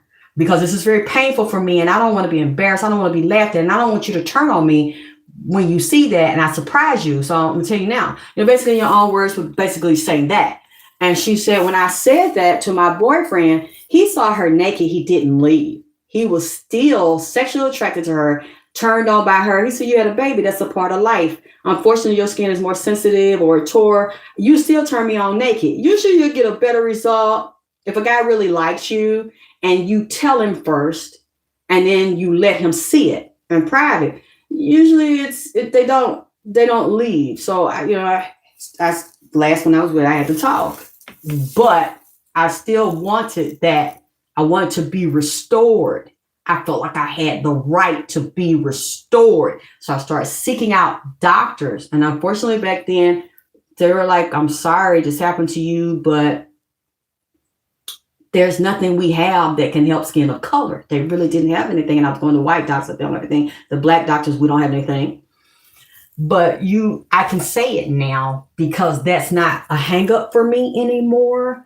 You all have seen me now show my breast. You have seen me show my stomach.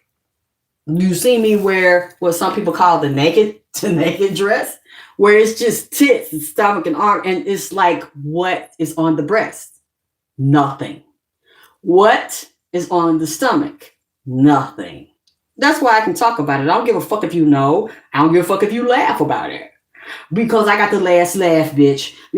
My mother thought I would be that way forever. And, I think about when I tell y'all things like this, I've never told y'all this before. And I kind of don't want to tell you. It's so painful and so embarrassing. I'm like, I shouldn't say this in public because everybody's going to know. But you also know that I'm that girl. I'm her. I am her, bitch. I'm her. I don't care if you don't think I am, but I'm her. Because I just told you what happened to me. I just told you how I looked at 20 and how people didn't want me. And now at 58, you see what I'm telling you and how painful and how, God, if I had a daughter, she would be so cold. I would never do that to my daughter because there's so much competition and there's so many pretty girls. And when you're flawless and you're young and you're beautiful, even if you're not so beautiful, you can become that and be the best you could be. And if that was my daughter, that would have never happened to her. But it happened to me out of cruelty. Older women wanted that nightmare for me. And now you see, at my age, I don't have that nightmare that I had at 20 years old. Because I made the decision to, when all these doctors told me, no, there's nothing we could do. I kept looking, I kept looking, I kept asking, I kept reading, I kept investigating this shit. And I hated what I saw, and I hated the way I was treated. And I don't trust people. I don't trust niggas. I don't trust bitches, because women will know that about you. Go behind your back and talk about you, or if they nigga come, oh, that bitch, did you see her stomach like a wrinkled up paper bag, her stomach look fucked up, but this fucked up, the bitch ain't this, the bitch ain't that. This nigga looking at her like, what? Yeah, she can't show her stomach, she can't show her titties. I've had women do that to me. But the nigga still liked me though. It's like, she's still bad. I can't see all that. You tell me she told you that, or you seen that, and now you gotta tell everybody, you still jealous of me, stretch marks and all. You still jealous of me, and then you told my personal business. So I'm telling you my personal business. But at the same time, y'all have seen me in the past couple of years, bitch, get naked. Huh? Or half naked. Y'all know I ain't talking. Huh? Y'all know I ain't just talking. Because I done showed you the raw titties with no bra. I done showed you the stomach. All them years of hurt and laughing and ridicule from the women in my family. And my ex, when I got with him, we had to talk. He saw it. He's like, I still like you. You still make my dick hard. I don't give a fuck about that shit. But here's the kicker. When I said, you know what? I'm glad that I still turn you on and you don't care. Because my stomach was looking like that when I met him, balled up like that and fucked up. Okay. Then I wanted to have another talk. Okay. How can you help me restore myself? Because I don't want to get to a casket and still look like this. I want to be beautiful. I want to be able to wear a bikini top again. I want to be able to show my midriff. This nigga was like, it's fine just like it is to me. I'm not going to give you no money to go to the doctor and change it. I mean, why would I do that?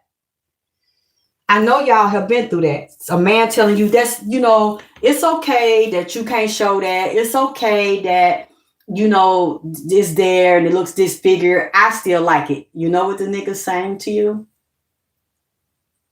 I'm already turned on by you. I think you're still sexy. And I think you're still a beautiful woman. They just can't see the flawed part under your clothes, but you still have a beautiful face, you have beautiful hair, you got a nice shape. They don't have to know that it's fucked up, it's disfigured, because I'm afraid that if you become more confident and you feel that you are now the higher and best version of yourself, you ain't gonna want me no more. Everybody already like you. You don't like yourself. You got these hang-ups. And if I take you to the right doctor and I help you with the products so that you're flawless, so that I got you on my arm, everybody know you a bad bitch, but you belong to me. I don't really want you to be a bad bitch like that. And I know you don't think that you're that. And I don't want you to think it, because they feel like you with them and they not really good enough for you, and you only with them because you got flaws. You got character flaws because you don't like and respect yourself. You don't trust yourself, and you sabotaged yourself, and other women helped you sabotage when you didn't have the knowledge of self. You didn't have the knowledge of skincare, healthcare, pregnancy, how this works, because women have stretch marks like that and they've never had babies because of the extreme explosive weight gain that's very short and very, very fast. And So they have those hangups too. I would rather you stay fucked up in the head. I would rather you look in the mirror and cry and feel like shit and feel like you can't compete. Because that way I feel more secure in keeping you while you're fucked up and insecure. So a person like that will want you to stay broken so that you will never, because when you feel confident, you start going for shit, doing shit, learning shit of higher knowledge to increase your power and to create a bigger sphere of influence because your ass gets out there, because your confidence is there. And it's like I can hang with the best of these bitches because I'm showing up in rare form at the highest and best form myself. I'm fucking glistening, bitch. Do you see me, bitch? I don't need to know you, bitch. I know that you want to know me because I'm that bitch. I'm her. I'm in rare form, bitch. See, a lot of people don't want to see that for you. Yeah, don't worry about attracted to you because they know that you ain't attracted to yourself looking like that. You ashamed, you embarrassed, and then developing your intellect. I would say, let's learn together. Let's build a business together. You say you want to leave that bitch anyway. Drop that zero, give this hero. We can create something totally new as well as helping me create the best version of me so I can represent you. Oh, yeah, okay. They say that. Men say that. But what the true test is, when somebody see that you have the potential to be a superstar, but you got little flaws here, mentally, emotionally, spiritually, and the physical got to be on point in this realm. It's really fucked up, y'all. And I done been there my whole life. I've been treated like nothing. Okay. And because of those issues, when I've seen other people was bigger than me, like fat and shit, had stretch marks, they was happily married at home, a house, a housewife. So it's that's not going to happen to you because you're disfigured in some way. I really my head has been fucked up. Okay. For having people around me that do that, and I understand why you did it, because you didn't want me to be great. You didn't want me to know I was. So I would go for development. And then what he did was, when he saw me saying, well, I can't accept this because you don't belong to me. So you can easily leave me. And when you leave me, I'm going to have the same issue and I got to start over again. And I don't want to keep having no fucking talk. Let's have the talk and all that shit. And then I'm still feeling like shit. I can't go out and get a better person to be good to me because I'm moving from a really fucked up place of being a victim and moving in pain and not in power. So the things that he would do for me and take me shopping, he then started to withdraw money because I know this is how much her bills cost. I know her food costs. I know her clothing costs. But now she wants to start seeking out doctors that will see this on her and that will let her know the latest technology on what they can do and teaching her products what she can do. He started then withholding it and letting me know, I don't want you to fix it.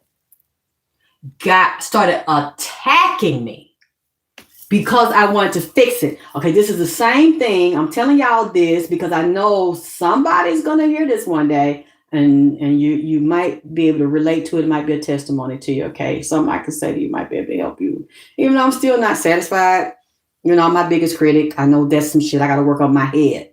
Head's still fucked up behind being done that way. Even when there were no scars on me, my mother still put me down. So it's like you have no flaws and you think you're nothing. And so you don't care about abusing your body and then it tears up and then they laugh at that so you don't win with them. He reminded me of my mother because he would do shit like, you see this lady on this magazine? I used to go with her. Oh, look at her. She has a bikini on. Look at her breasts. Look, do really fucked up shit like that. Look at how good she looks. And basically then I collapse. I don't show it to him, but I'm fucked up behind that. So then I come back and say, I've been looking up doctors and I want to wear that again too. Can you help me? But I noticed that when he would say that, oh, look at this, ain't she pretty, ain't she fine? He wasn't with them. So I'm like, if she has a perfect body, she has no stretch marks anywhere, why did she leave you? Why are you telling me? I don't even know if you really know this person. You could be fucking lying, but you see what I'm saying? See, now you're fucking with me. You fucking with me. You're antagonizing me. You know it's a wound. And I've met women that get totally butt naked with stretch marks, fuck the shit out of niggas. And it's like, I don't give a fuck about that shit. That shit don't bother me at all. I'm a woman. I had babies. Those are my battle scars. I'm proud of them. Now let's fuck. Goddamn bitch, they come in a naked, proud, walking around. You know, they've told me that they just strut around, show them like, so what? You know, that doesn't diminish me at all. I'm more powerful because I had all them babies and nigga, let's get naked. And I'm just like, God, I wish I felt like that. You know, but I don't. You know, that's like considered a negative. But I admired the women and I tried to get my confidence up, but I couldn't. You said, I've been meaning to ask, but how did your son feel about your part? He hated him. He wasn't around. He would do it to me when my son wasn't around, but I would talk to my son about it. You know, he was little, he knew it bothered me and he didn't understand it. You know, but he would see the scars and he was like, Mom, that don't look good. And so I took him to the doctor with me. I got naked, you know, let them see, you know, not my vagina, but my stomach.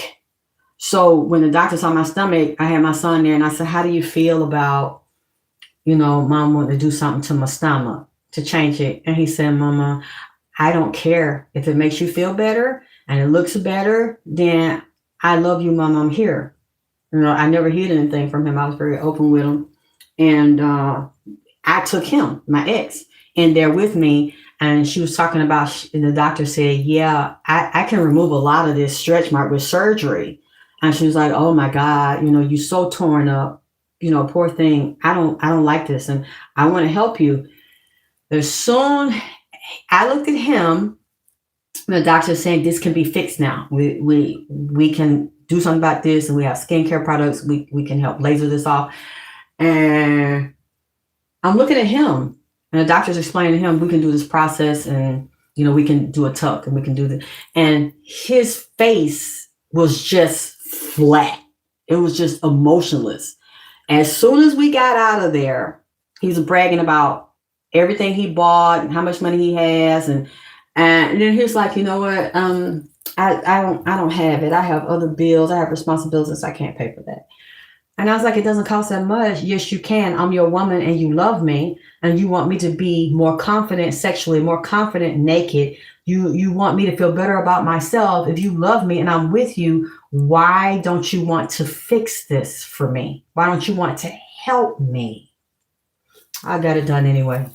I didn't even worry about that. And I'm telling you, your life. Now, you let people take your money. You let a man hold you back. You let your family hold you back. But they ain't trying to help you get that restorative art that they will give you in a casket, that they will give you in an embalming room. When it don't matter no fucking more, because after they view you and show you for whatever them days is and have to repass, your ass is under the dirt in a fucking box. You don't have to worry about being naked no more. But they're going to perfect you then. But you're breathing. You're still a beautiful woman, a sensual woman, a sexy woman. And somebody will still want you and don't give a fuck about that shit. Whether you fix it or not, they don't give a fuck. And if a real man really care about you, he will, baby, you know what? I don't know how it feels. I ain't never been pregnant on stomach and shit like that. And then the breastfeeding and my titties get real big and then drop when I lose my weight. But you do. And I love you. And I'm concerned about you. And I want you to be your best when you with me in private and when you with me in public. How can I help make this boo-boo better? How can I make this boo-boo go away? How can I stop you from crying? If a man really loves you, they will accept you at your worst because they still see your beauty. They look beyond the scar. But they know your ass can't really accept that shit and deal with that shit. That man is going to say, look, so what we doing? Let's you interview them. I interview with me if you want to. Just tell me, I'm too busy to go. Just tell me the price.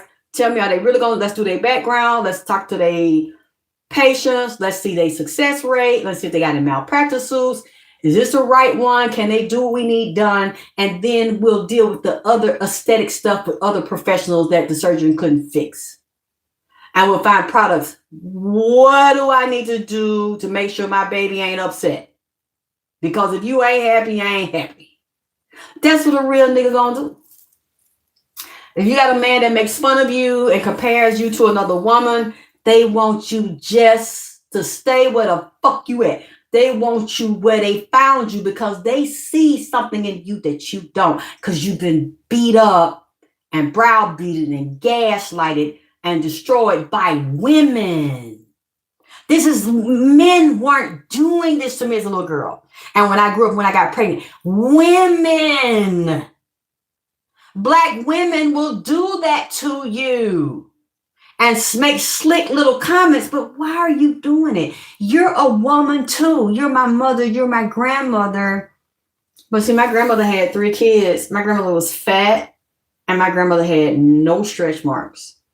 So she should have understood it as a matriarch, a mother, a grandmother, a great grandmother. And she should have wanted to help me get rid of that. And she told me, look, I don't know what to do because I never had that problem. You're going to be stuck with this for the rest of your life. And when I came back to her, she knew that I had something done, work done, and I had been working with skincare and estheticians, and I created my formulas, or the ones I did. I knew how to buy this one, buy that one, mix them together, wrap my body, cover it, and start to exfoliate this shit. And then just bleach that color out because it was coffee colored and my skin was lighter. It looked hideous. And I went to my grandmother's house and I pulled up my shirt and I said, look, mama, remember you said I'd be stuck with that for the rest of my life? How's my stomach been? And she goes, it looks like it did when you was born. And I said, what do you mean? She said, it looks just like it did before that happened. I don't see it. I smiled and I'm like, but you said that was impossible. You said, oh, well, you're stuck with it. That's what it is. But it still wasn't the way I wanted. So, because you could still see some of the marks there, but it was still much better. It wasn't wrinkled. It was straight. It was flat. It was smooth. He stopped speaking to me. He stopped speaking to me for maybe 2-3 weeks after the surgery. And I'm like, why? You said watching her and Nipsey was better than Jordan and Pippen in 96. That gold cream. Oh, I have it for you when you want it. You said we not the human. Oh, let me look through it out. You said men do exactly what they want. And yeah, they do. You said, well, when you're in a casket, you're not competing for them anymore. As sick as that is, I'm not competing now, dear. That's not the point. The point is, like I said, if you were born looking a certain way and you like that look, or you had surgery or skincare, whatever, and you created that look, that's your look. That's your body. That belongs to you. That's your possession. You got a right to make that motherfucker do whatever you wanted to do and look however you want to be. If you like the way you looked in your 20s and 30s and now you're in your 50s and like it's slipping because of age, because of stress, because of dirty niggas that shift your hormones and the chemistry in your body and you want to restore it, that's your motherfucking right. That's your business. And if you got the money to put you together, damn somebody else. You ain't in their business. You about your business. And people are going to judge you either way and laugh or make fun of you. But it's real funny, you know how bitches do that? Younger bitches laugh at a woman that has aged badly. And people done use her, abuse her, took advantage of her. She looked fucked up. It's Kiki. Well, you know, it's auntie. Then auntie go get her some surge. Okay. Auntie's in her feels. Because y'all laughing and she hear it. And y'all making comments. And then auntie go get that face snatched. To make that face guard still motherfucking up to date and shit. She updates that. Update the titties and ass. Now you're mad. Now she's an old bitch that don't want to accept her fate. Who said she had to? Now you look at her as a threat because you know young niggas gonna see a young beautiful woman who might be chronologically 50 or 60 years old. And that's your right to look like you want, live like you want, and die like you want. And you're going to let these motherfuckers like I did still be in your life, open your ass, get butt naked, and then they making fun of you and fucking busting nuts on you. You see what I'm saying? How sick is that? Now, I understand some of you might have to because you caught in between a rock and a hard place and you depend on this nigga take care of you, or you depend on this bitch. Because I've had men talk to me about it, and women make fun of their niggas' dick size. You can change it now, but most men are too afraid or not going to do it. But how painful is that? Having a woman stay with a man, use him, take his money, abuse him, and then laugh at his dick size and fucking another nigga who ain't giving her no money, taking care of her, but because he looks better and you think his dick is longer and deeper and gooder and getting your wide, deep pussy when you done had babies and took all kind of dicks where, you need somebody built up like that, and the nigga you with, he feels like shit. And his self-esteem is low because he can't please you sexually, but the man stays. And he feels like shit. And his self-esteem is low because he feel like ain't nobody gonna want him. So he's afraid to leave, afraid he's gonna be alone. You can't really change that and come back from that unless he goes to get treatment, changes his hormones, changes his attitude, and maybe get some sexual enhancement. That's just as painful because a lot of men are judged by their dick size. And then this woman not only says it to them, she goes to tell her friends so nobody will want him, or they'll just see him as a walking ATM. That's just as painful because men's egos are attached to their sexuality and their sexual prowess. So it goes both ways. Yes, there are women dirty like that. You said I was saying that once you die, your haters are relieved because they don't have to worry about, you know what, baby? Sometimes they relieve and sometimes they not. Just think, you physically die, right? But your memory doesn't. So people talk about you and they keep you alive and they still say you're beautiful and they look at your videos, they look at your pictures, or people in that hometown still remembers that woman that physically died. Oh my God. That can be just as treacherous and devastating to females as her still walking around, because it's like she still is walking around because y'all still won't fucking let her rest in death. Y'all still idolizing her and fantasizing about her. And certain women have that effect and this reality, and people still fantasize about them even the person's physically dead. And this woman like, damn, you competing now. I've had women get with a man where their wife died, and they have told me they still feel like they're competing with a dead woman. They still cannot measure up to the dead woman. And the woman still lives in the house. Because I've done the reason, I'm like, she still is walking around that house, right? And that man's still in love with her. Remember, he didn't divorce her, she died.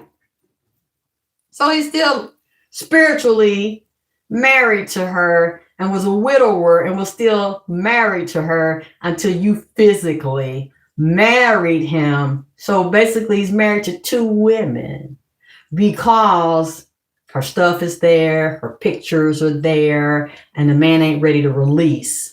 And then if he does, in his mind, and the woman's still coming to him, so it depends, baby. If you're totally forgotten, nobody speaks of you anymore, nobody looks at your pictures anymore, and you're physically dead, yeah, then it's like, this bitch is gone, I have to compete with her more. But if you become higher in death, then you a motherfucker. You know what I'm saying? You her. They still competing with the memory of this man and the look of this woman. And people become like Selena, exactly. Like Marilyn Monroe. People still become sexually aroused and fantasize about her. When you have those types of women that become immortal, it's nothing. You're still competing because people are going to still base you on that standard if you're in that particular culture. You see what I'm saying? That will stay the standard forever. In human history, you have certain women, those women of different colors, different cultures, Dorothy Dandridge, all these people, they are the epitome of beauty. So if you have something similar to that look, or whatever look you have, and people get fascinated and obsessed with that look, you can physically die and still, now you have become immortal. You have become legendary, bitch. Some people become legendary. Some men are the same way. That's right. Nicole, they're legendary. There's nothing you can do about it. So I can't believe I told y'all that. I believe that is and all that came from some bitch called me auntie. That's all that came from there. But it was something I had been wanting to talk to y'all about.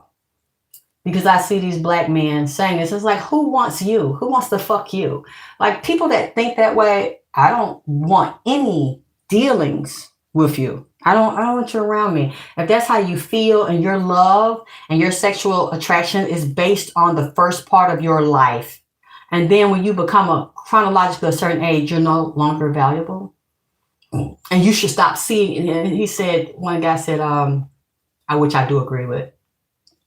Certain women get 40s and 50s and they're dating younger men and they still talking and acting and making the demands they made at 20 years old, and said that they feel like they're still as valuable and they're not. I know that you're not as valuable. I mean, probably in the area where the women can no longer bear children, but even that is still, it depends on how far you want to go. You can still have children. But these ignorant people think you cannot. That's a lie. Unless you have no womb. Yeah, you have no womb. And a lot of people don't want to go through that because it's a rigorous procedure, but it can be done because what was it, 2 years or so ago, y'all can look it up, a 70-year-old woman in Ethiopia had her first baby, and the baby was healthy. Of course, she had to get medical intervention. Still, the point is she did it. I don't know how rigorous it was, but she did it at 70. And you see a lot of that happening in Africa, but you also see it happening here. It's just when people say that and they laugh, well, you can't do this no more, you can't do that. You're stupid, because I keep up, I read. So I already know that's a fucking lie. For an average woman, you can't, because you don't want to. And clearly you don't want to pay for it. Because you got to pay for that, but it's possible now with the technology that we have. And it's not just possible, it is happening. It has. It has happened. It just depends on what you want to do, what you believe. Or you listen to these niggas in this culture and they listening to what they heard all these years in the past. You know, when you're an auntie, you can't. But when you proceed as an auntie that knows that you're God and you're the goddess and you educate yourself, then you realize all these things are possible now. That's some shit in the past. And if somebody talks to me like that, well, you know, you can't do this, somebody can't do that, I don't want to talk to you anymore. Matter of fact, I'm not going to, because you're trying to like throw shade. You know what I'm saying? You're trying to hate on the bitch. And I ain't that bitch. Because I see what other people cannot. And then go look for it. Like I did with the skin issue. So I know a lot of you have this issue, or you have had this issue. And that's why, like I've said to people, oh, you talk too much. You tell your business. And what I said before is that stuff that happened 30 years ago, 35, 40 years ago. Everything I tell you that I have learned from that's really fucked up, it's always shit that ain't going on right now. I'm not dealing with that issue right now. I don't have a nigga that's cruel to me. I'm not being abused no more, put down no more. That's stuff that's a part of my testimony. I tell you the fucked up shit, but then I always come back and say, but this is what I did about it. This is what I learned. And this is how I moved from Tia Wilson, weak and wounded, not because that's a real personality, but because I thought it was. And I was taught that it was, being a victim, and became Alexis K. Tyler. I'm two people, two entities. And the weakest one, the wounded little girl, Tia Wilson, is no longer in power. I did to her what Trump did, what Trump just did. Went and kidnapped that bitch and locked that bitch up. Killed the cabinet. Did y'all know that? And Trump went in, he sent the military in. I forgot what branch of military went in, and I know they had air power. They flew in, and I'm not sure if they were also dropped in water or dropped around the air. They destroyed the city. They saying that was it the Chinese that gave him cell phone, some kind of phone that was supposed to be some of the most secure, begin with an H, Highway or HIWAW or some shit, that phone. And he was bragging, showing off that phone. Them sets of phone. Yeah, I got security. Yeah, I'm close with China. We got a deal. I got these best phones. Somebody, either Russian or Chinese, set him up through the phone because they say he had body doubles. Oh, and who else also came here? Saddam Hussein. Because I think Daddy Bush is the one that broke him off something proper like. What, Iraq? I think it was Saddam Hussein. He broke him off something. And he had a lot of body doubles. So you think you ambushing and killing him or imprisoning him, it's a body double. They made sure Maduro was not a body double. They said he constantly moved around from place to place. And Trump had already notified him, I want your oil because your oil really belonged to me and y'all took it. But that oil doesn't belong to Trump. It doesn't belong to Europeans. It belongs to the Venezuelans. And see, that's where Hugo Chavez set it up so the Europeans would no longer take the oil money, would go to Venezuela.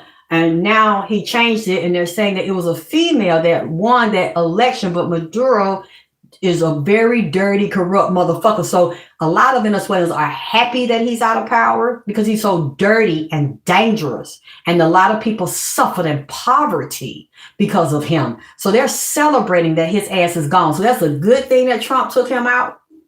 But at the same time, who within your circle set your motherfucking ass up? And they saying this with that phone. Because even though he's moving from place to place, it doesn't matter if you got a fucking electronic device with a tracker. They said that China gave him that phone or somebody inside that cabinet. Maybe the direct government that was partners with him didn't do it, but somebody in there was turned. Somebody in there backstabbed him because they're saying that's how they found him, because of that phone. Came in there, killed his fucking cabinet and his security. Ambushed that ass, kidnapped that ass, baby. You know what? Now I gotta say Trump a bad motherfucker. I mean, to be bold enough to tell you, he started telling him in public, look, I want the oil, you don't let us have it no more. You know, we want to get back in now. You know, y'all pushed us out. I need to get in where I fit in because you're going to share that crude oil with me. And then Maduro said, well, you know, we can talk. You can have it. Well, I will share it with you. You know, you can come in. He tell me it ain't no problem. We could talk about. No, nigga, I'm not with that sharing shit. If I can't rule the world, then it ain't finna be nothing. And if you saying that I can't have it, but I could use it, you gotta go. He started saying the shit. I guess he thought that man was playing. Went in there and got kidnapped, goddamn it. Go, I'm gonna come in your country. I'm gonna find out where the fuck you at. Cause you know what I'm saying? I got it like that. Now why does it have to be like that? Cause I got it like that. Nigga, I will come in your shit. Take your shit and kidnap your motherfucking ass. Bring you back to the U.S. Lock that ass up. You and your motherfucking bitch, goddamn. Now y'all going to trial in a few days, goddamn, for drug trafficking. Start lining up all these laws you done broke. And then he said in public, he said, because I wanted that all. I want that silver. I want the minerals. Now, who run it? Like 3 6 months, nigga, I told you that I run it. You didn't believe? Yeah, clearly you didn't, cause you know I've been throwing hints now. Fuck it, I've been all the way direct and told you that's what I wanted and you want to play? Okay. You know what? Fuck that shit. Go in there and take it. Like Bush did Noriega. Like, I mean, this is I mean, this shit is raw as fuck. I'm like, damn, this is a gangster. This Trump really did that shit. So then I went back. I said, wait a minute, this is Carter and this is Bush. Because it was all over the news. They were working with Noriega on the low. Bush did. I don't know what he did across them. Also, they were working with Saddam. They wanted those resources and that oil over there in Iraq. And they did the same thing. Start telling them, this is what I want to do. I want your land. I want you on your knees. I want your resources. You got a certain amount of time. They're not taking that shit seriously. They had Noriega hid. But in the end, always in the same way, your ass getting broke to your knees, kidnapped, handcuffed, blindfolded, goddamn. I mean, just wow. And there was I forgot, an African king. I forgot what country he was over. He was talking shit about Trump. As soon as he seen that motherfucker went up there and started erasing all of his comments on the internet as if that means something. You can retrieve them. Motherfucker, short, goddamn it. Went and got quiet and started. It's one man, you can see on YouTube, I forgot his name. They showed, he started, he didn't even backtrack. He got quiet and just started erasing shit when he seen that shit. Then Trump done issued out some more threats. What did he say? Was it the Colombian president? He said he gonna come in to Mexico.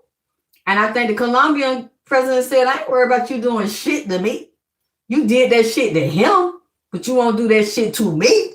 And who else? The female president, I don't know if she was the vice president, she's now being installed. He's talking shit to her. Well, you know, she's going to cooperate and she's going to run Venezuela right now. She's kind of like the interim president. She knows now that she better do what I say and to please me. Cause bitch, you can get it too. You know what I'm saying? Basically done said that shit. Said that shit in public. You know how he talk. I think that New York accent, he real calm. Well, you know, she knows that it will be in her best interest to do what I tell, to please me, to do what I tell her to do, because she already know that this ain't gonna go over well. Now, her ass, bitch, you can get kidnapped too, goddamn. I mean, you want to go. You get kidnapped, blindfolded, and handcuffed too, and flew over here. You'll get flued out. You'll get flued out too now. Now, I mean, what it gonna be?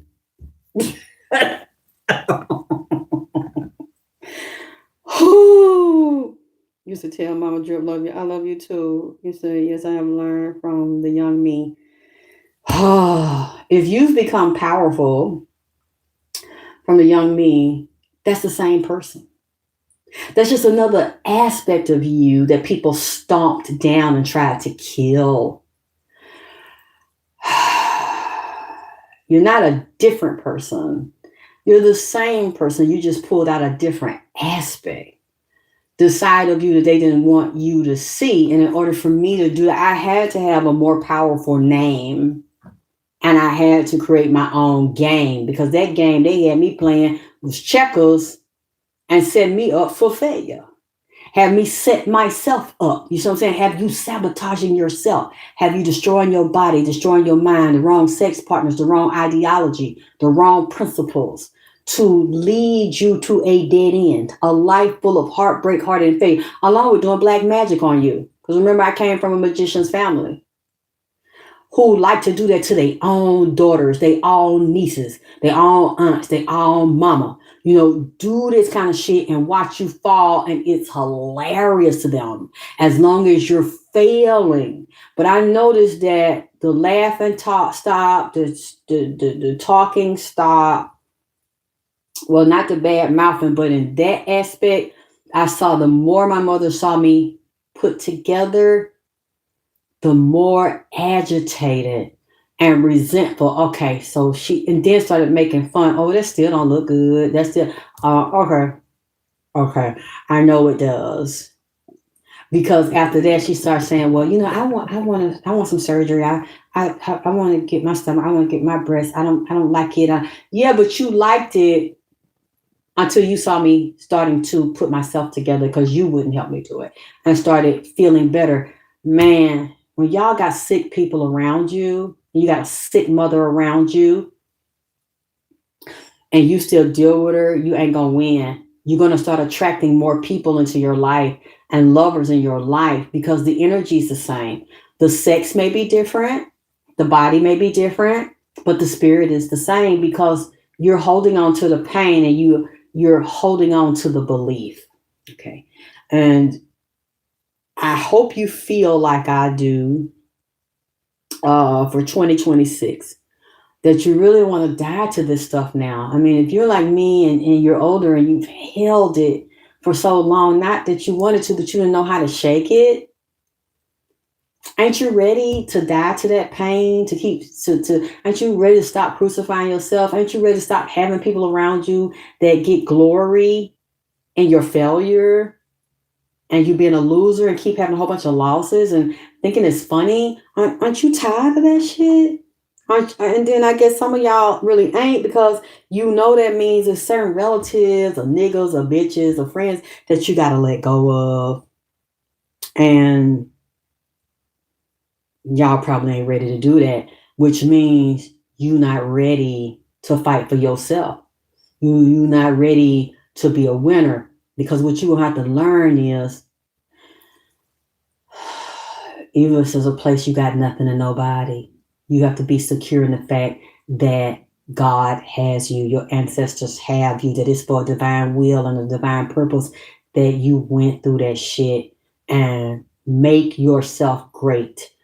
Don't give people the satisfaction of destroying your life and ruining yourself and abusing your body or sabotaging your beauty or not learning, not becoming your highest and best self.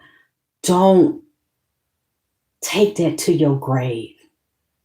Don't be laying in your casket or be laying there with a dead body and you standing on the outside and you looking at your whole life. Because when that happens, you can see your whole life flash before you and you won't be able to get back into that body. Or if they cremate you and your body's in an urn and you're watching it ashes to ashes, dust to dust, and you never righted all those wrongs and those violations. They like, the bitch dead. The bitch never overcame this. She never overcame that. Niggas don't want her. She was using abuse her whole life because I said so. And she believed that shit. I know she believed what I said because that's all she manifested her whole life. And that a bitch dead and she could never correct it now. Don't give nobody the satisfaction of making you a loser because they started programming you to be that and abusing you your whole life and you still carrying that shit. You still got that shit in you and you can't let it go. Only you can make that decision. That's why I'm telling you this stuff because that was my life. A fucked up life where older women enjoy ruining a young girl, ruining a little girl, watching you stumble and fall and setting you up and have people around you that could love you and respect you. No, don't respect my daughter. My daughter's a whore. I would know because I'm her mother. Bitch, you wasn't even around the first 12 years of my life. But see, these people don't know that. They go by, well, your mama would know. No, your mama wouldn't know. My mama don't know me. My mama ain't nothing like me, and I ain't nothing like the whore she is. Just because you had somebody don't mean you know that child. And just because you somebody mama don't mean you know everything about them. So everything you say is not gospel. Especially if you wasn't there and you a piece of shit, bitch. But they don't know that. And I didn't say nothing. Oh, I got to protect family, even though they disrespecting and refuse to protect and respect me. That's how we were taught. You still stand by them. You don't go against your family. But y'all been going against me since the first moment I was in this bitch's ass. And you're taught to be a victim. And you taught to protect your abuser. And then you go out and the rest of the part of your life, you protect your lover who beat your ass. You stay with your lover who stick a dick in you and get pleasure out of you and then cause you pain. Because that's the way this culture, this auntie culture This crippled handicap culture teaches you to walk like a victim and be a fucking corpse in a physical body. So I love you too, Thomas. Yep, you're right. The gatekeepers. And they want to make sure your ass stay like that. You know? So I'm gonna go. I'm not even sleepy. But I'm gonna go. I've been on here a long time. I appreciate you listening and not ridiculing or judging me for what I've said. But I do. You know, I always love when you talk to each other, when you talk to me, you listen to the shows, you think about it, you can relate to it and you understand it. You put your feedback. I love your feedback because I also learn from you. And I just like listening to other people's point of view. And I'm like, ooh, you're right, Bobby. Like say, we not the human, then the dollar sign. Says, well, when you're in the casket. Oh, yeah, I like that comment. And I've been meaning to ask, how did your son feel? Yeah, and he supported me. He said, it's so fucked up. But you transmuted all that shit, Alexis. 24K gold cream, cherry chocolate. That God 9. That God 9 XX triple mine. I was in so much pain and I didn't have anybody to turn to. So I had to start going in myself, finding pieces of me to help me hang on, to help me stay alive. You know, not commit suicide, not do drugs, not drink, not be a whore, not be everything they said I was. It was a miserable life. And I think back, you know, as I'm telling y'all that stuff, and I'm sure y'all can relate once you hear it, it's like, how the fuck do you survive something like that? Because that's all I had around me. You know, that was in my family every day, the put downs. And I'm hearing this and I'm feeling like, wow, at 21, my life was over. Who's gonna want me? Not knowing that somebody would. That's what I was gonna say. I forgot. You know what? I really feel fucked up when I'm like, how the fuck could you put yourself down and feel like nobody wants you? Your life is over. And I look on YouTube and see women with married to a husband with babies and ain't got no legs. And I ain't got one goddamn arm and it's a half an arm to the elbow because of some birth defect or some accident.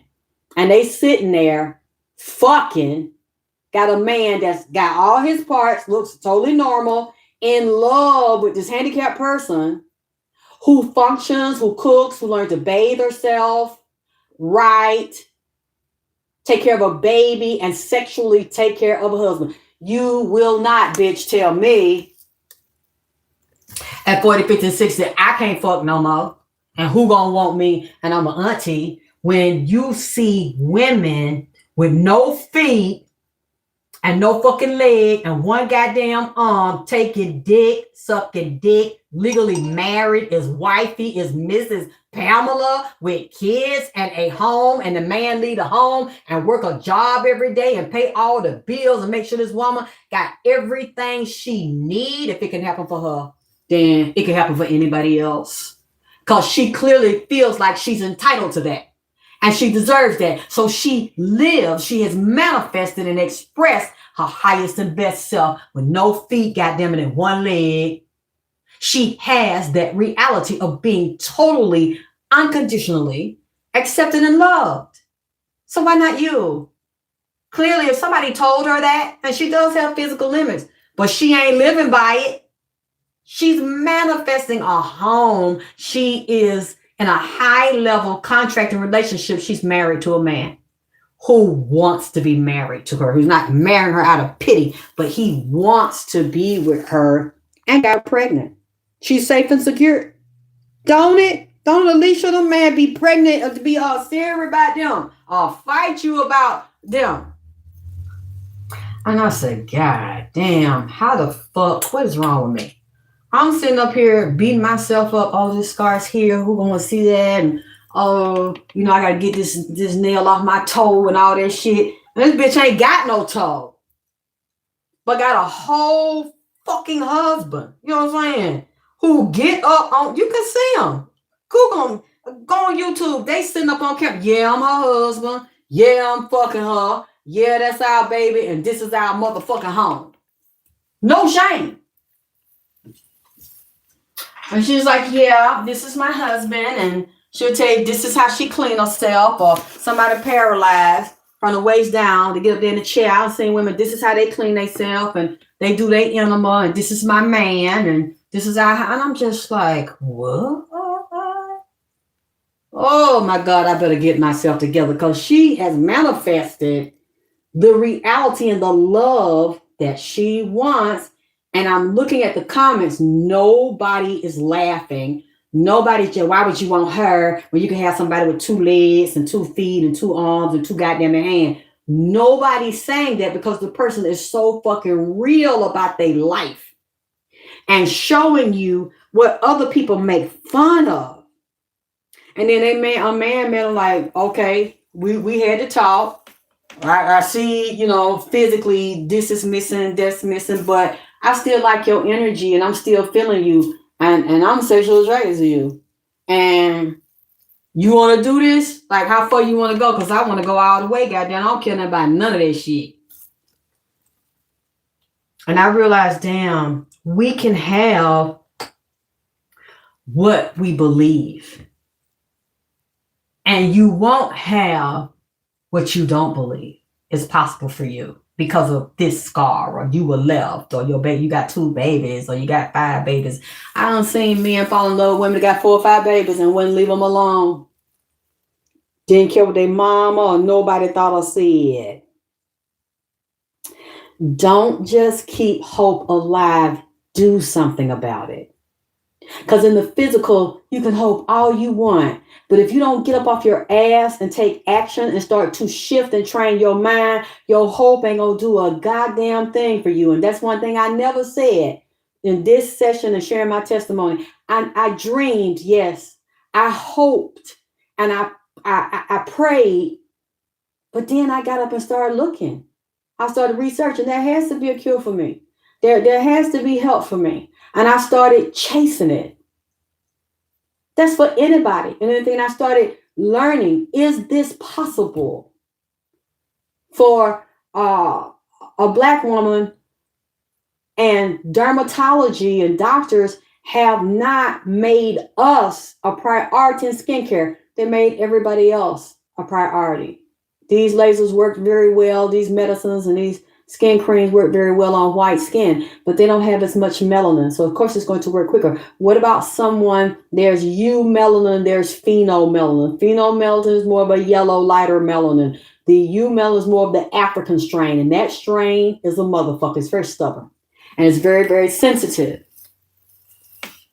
So I learned the differences. What do you do? What do you not? The most difficult one to remove scars from would be the African-based melanin, if you have a lot of it expressing in the skin. So I took action, dear. Hope is not going to do nothing for you but keep you in a dream. And don't nothing come to a dreamer but a goddamn dream. That's it. Because that's all you're doing. Dreaming, hoping, wishing, praying. Get up off your ass. I don't care how long it takes. I don't care how hard it is. That's why I'm putting this out there to share it, because nobody was there for me. And you've seen the result of my pain. Because I showed you my bare skin. I didn't put any makeup on my stomach. Yeah, I might put a little makeup on my tits, because when I take my veins are green, or they look green. Like some of us, you can see the veins through the skin, it looks green. And then when I photograph it, it looks like scars. And I'm like, no, those are not stretch marks, those are veins. And so I'll do it for that. But if the stretch marks were still there, they were right in the middle of my chest. They were right in the cleavage. So if I showed you my breasts, even if I didn't show you the whole breast, because they were right there in the middle and then went through the middle, the inner, both parts of the breast, it was so bad, you would see it. And you know me. If it's not camera ready, I'm not going to show it to you. I'm not going to tell you that, it was there and this is how it looked, and then show it to you and you be like, it's still there. You all haven't said that. I look at your comments. You have seen my whole titties. And I know it's not there because I look at them. And you all get to see them. I'll zoom in close where you can see all my flaws, all my issues. And I don't like them, but I show them to you now so that if you see I've had some work done or my face is different, I'll be like, yeah, you know it is because I let you see it when I didn't like it or something on my face I wanted to be different.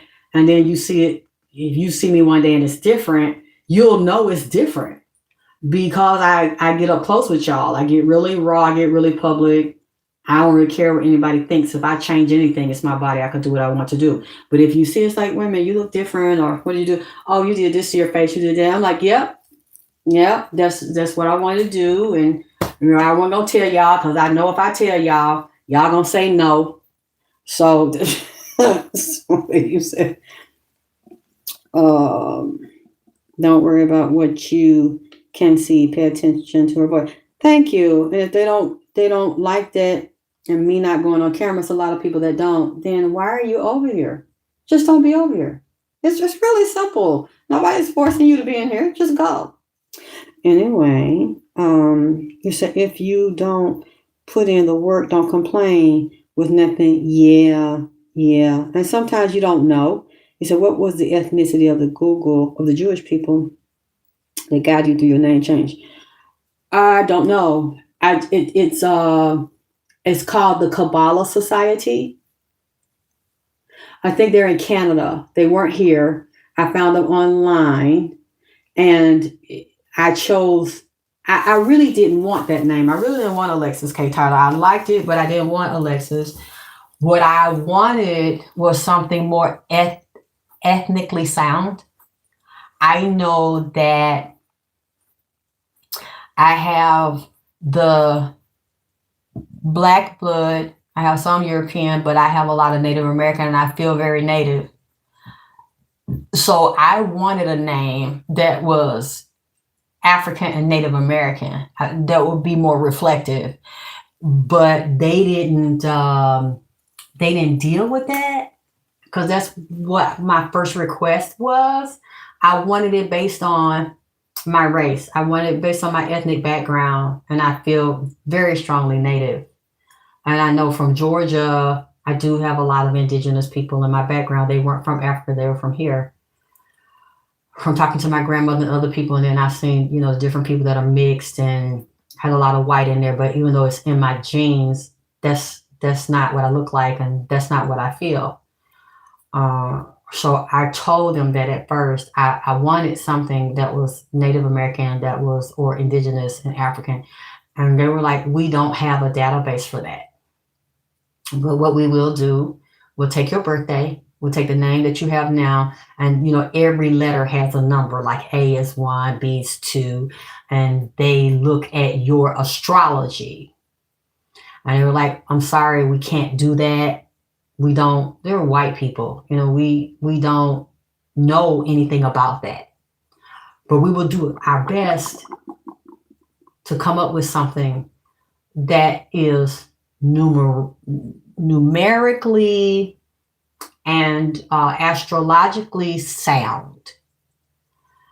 So it was all done by the numbers. That's why I spelled that way. And they said you have to have it this way so that the vibration of the numbers will match up with your birthday and with who you're supposed to be. They did it. I had a whole printout. They mailed it to me. It was all, I don't know if I still have it. If I do, I find it, I'll read it to y'all. They were like, based on this name is a nice name. Tia is a nice name. And it will go well for someone else. They could be strong with this name based on their birthday. You can't be strong with this name. Based on your background and what we see with this name, and based on your birthday, you'd be weak, you'd be walked over, you'd be a victim. And that's exactly what I was taught to be. And I was that docile and pushed around. But that's too because of background and the way my mother wanted her children to be that way. And they said, and this name brings more of that out. You being a victim, you being passive, you being a follower. Your birthday, you're a leader, you're a philosopher, you're a teacher. These are the fields you will go in just based on your birthday. You are not living that. You are living beneath your means. They didn't even know nothing about me.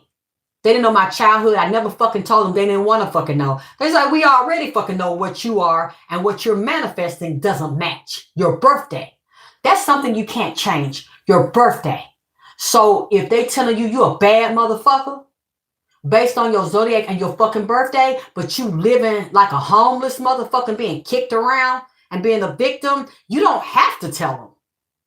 Because they're going to look at the name you have, and they're going to look at your birthday, and they're going to do a numerological breakdown of the name. And they were like, this person, everybody done fucked over this motherfucker right here.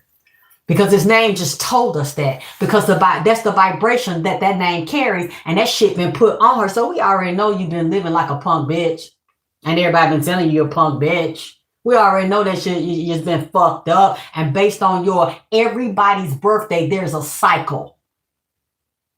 They knew that so you have been experiencing hard luck and poverty because based on this cycle of a Sagittarius, this is going to go into, what was that? I think that might have been 2000. That's going to move it was for all Sagittarius, it wasn't just me.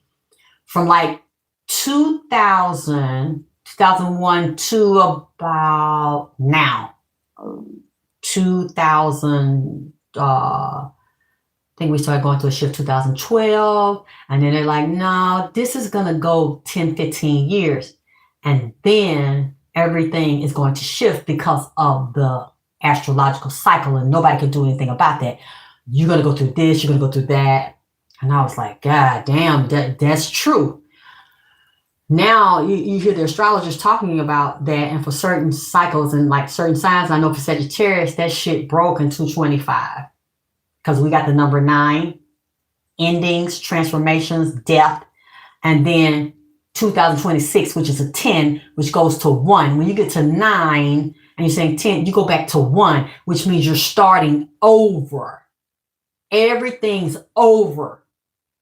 And when you get to point 10, okay, remove the 0, you back at 1. You at ground 1, phase 1, where everything starts over. So I knew it was going to be a long trial and tribulation period based on what they said. And then I looked it up and I saw that it was true. So you can look up different societies online. That was 20, damn, that was 2000.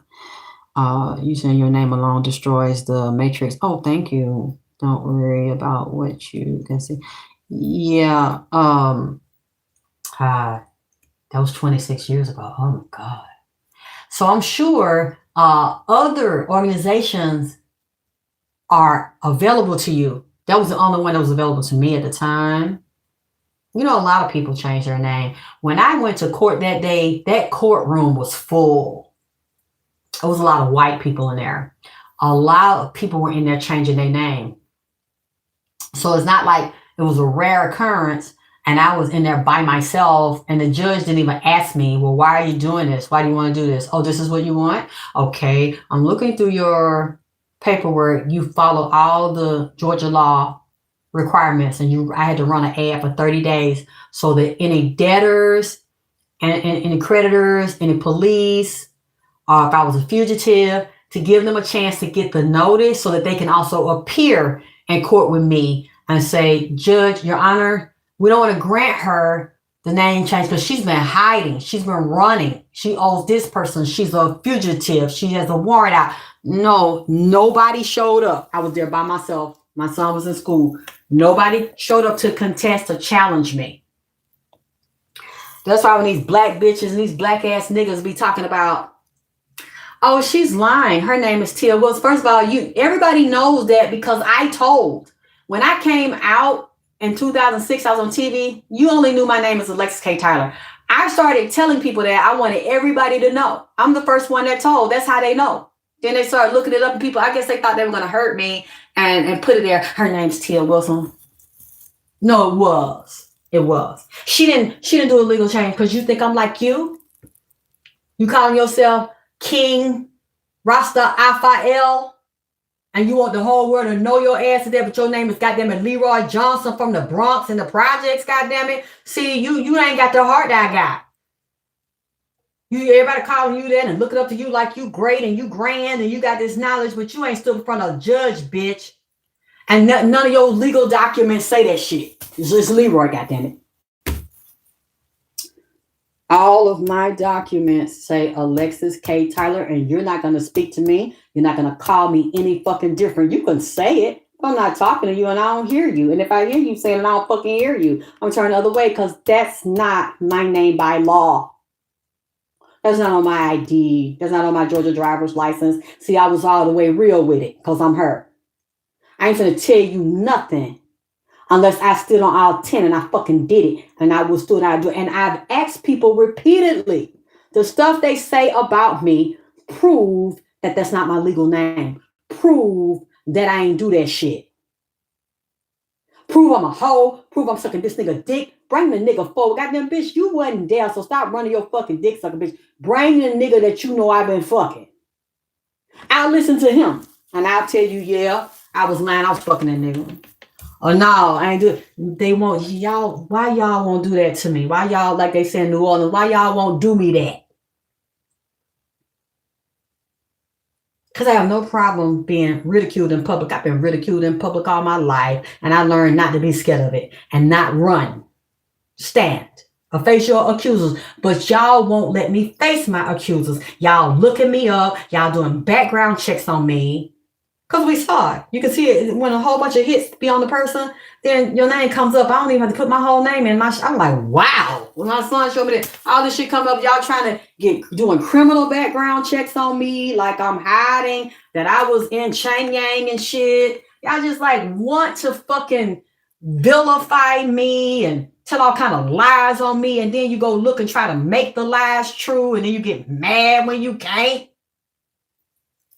That shit is just fucking crazy to me. Auntie. Y'all trying to make me an auntie and nobody don't want me and nobody ain't interested in me, but y'all checking on me, doing all these background checks on me, trying to destroy my reputation and my image and make niggas not want to fuck on me. Now, why do you have to work so hard to try to make somebody not fuck me and you said all I am is a fucking auntie? I mean, that shit... I know you're doing it. We have evidence that you're doing it. I don't know who all these people are that I don't know because I'm a loner. But by the time they finish ruining my name, trying to drag me down on the whole, auntie over here sucking dick, auntie over here riding dick, auntie telling lies, auntie just got out of Chang Yang and shit. I mean, this shit is wild to me. Y'all acting like I'm a 20-year-old. The way y'all going, looking at my background and well, you know, as old as she is, I know this bitch done did something. This bitch done got... No, I lived a clean life. Not really because I wanted to, but because I had to, because those are the principles that I live by with the spirits that are on me, that live in me, and I had a little boy to think about. I wasn't going to be like my mother. I wasn't going to be in and out of jail and stealing and prostituting and all this shit, and I had a little boy to think about, and I knew nobody was here to take care of him. And I'm so glad that I did.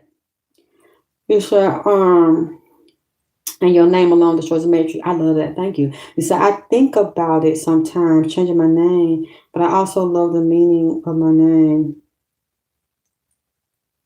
That is a pretty name, but you know what they probably could do? It won't help you. It won't hurt you to get a consultation. They can still give you that same name, but the spelling might be different. But what they're going to do, like I said, they're going to give... to do it correctly, they're going to go by your birthday. No matter how pretty you think that name is, and I totally agree, it's a beautiful name in the meaning, but they still might not balance out your vibration and your energy, because one thing you cannot change is your birthday and your death date. So it won't hurt just to get a consult and have somebody that knows what they're doing and deal with gematria too, because that's what that is. And that also belongs to us. It just was hidden, so we wouldn't know. So they coming up with names. Oh, I'm going to name her as Spermonte. You know, I knew this one lady, they named her mama, named her Vaselina. Are you serious? God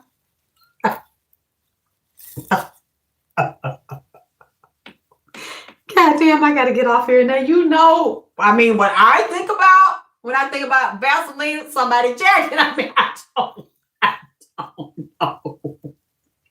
Vaselina, vagina, somebody jacking off their mushroom tip. Like, why would you name your daughter after some Vaseline? You know what?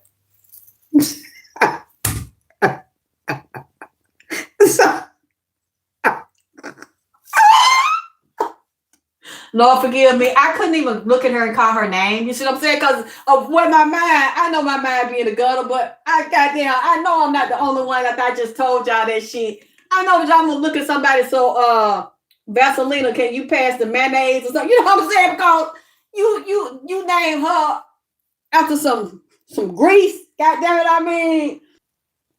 And we know, yeah, and then them long ass crazy ass names, and y'all don't even know the meaning of the shit. Then you ask the woman, well, why did you name it? And what it mean? I don't know. I just thought of it. And it's usually some low level ghetto shit. And that child walking around with that vibration to set them up for failure and set up how they think and shit and how they don't think. So I'm just like, you would name your daughter after a lube, because Vaseline's like a lube, and what you do with the baby, you rub Vaseline up in their ass when they get their ass get chafed, and put some powder on top of it, rub their vagina and shit, and then people get older, they jacking, they go get some Vaseline, and somebody in the old folk home, they getting grease around their ass and shit, and then you gonna name your what you said. I knew somebody named Lucian. Now I think Lucian's beautiful. I like Lucian. It just sounds similar to Lucifer though. Yeah, Shaquasha and Shaquina, Shekinah, Glory, and then some people get out of the Bible. Some of those are beautiful and they have a meaning to them. But shit like that. So this girl chose not to change her name and spent the rest of her life named Vaselina. I'm sure niggas that fucked with her had a time with that one, because hey, every time they call her, you know what's on their mind. You know what I'm saying? Anyway. Let me get off of here. And the phone, damn, it went out. You said today, happy birthday. Okay, Capricorn, happy birthday, Bobby. I don't know if all this is going to be taped because it was at 2 hours and then it blacked out for a minute, reconnected, and that's at 55:49. I hope a lot of my show was not erased. Even if somebody named their child Velveeta, you know what? See, that's cheese. That's a lube too, especially melt it down. See, people are gonna be sexually aroused when you tell them names. That's really not a fair break. That's so fucked up. That's Anyway, let me check it, y'all, because I don't even know if it's gonna be up here. You said I've been studying sound for a while. Yes, certain letters. Yes, all letters have a frequency, but also numbers. Yes, all numbers have a vibration and frequency. You said you are very correct in everything you're saying in life and in death and the power. Yes, that's right. It still shows your life. I know, but the time just changed. It was at 2 hours and something else. It said 56 minutes and 41 seconds. Oh boy, but I did get interrupted. My son had called me earlier and then it just disconnected and reconnected. I don't know. I'm going to end it now and see what it shows. But we'll see. I love and appreciate y'all being here. And I want your feedback. If you remember something I said or if you have to re-listen to it and something I said, especially what I went through. I always learn from you all, and I hope you learn from me. Donate to me, my cash out. God, the number 9XX. God, the number 9XX. GOD, the number 9XX. I love you. I'll talk to you soon.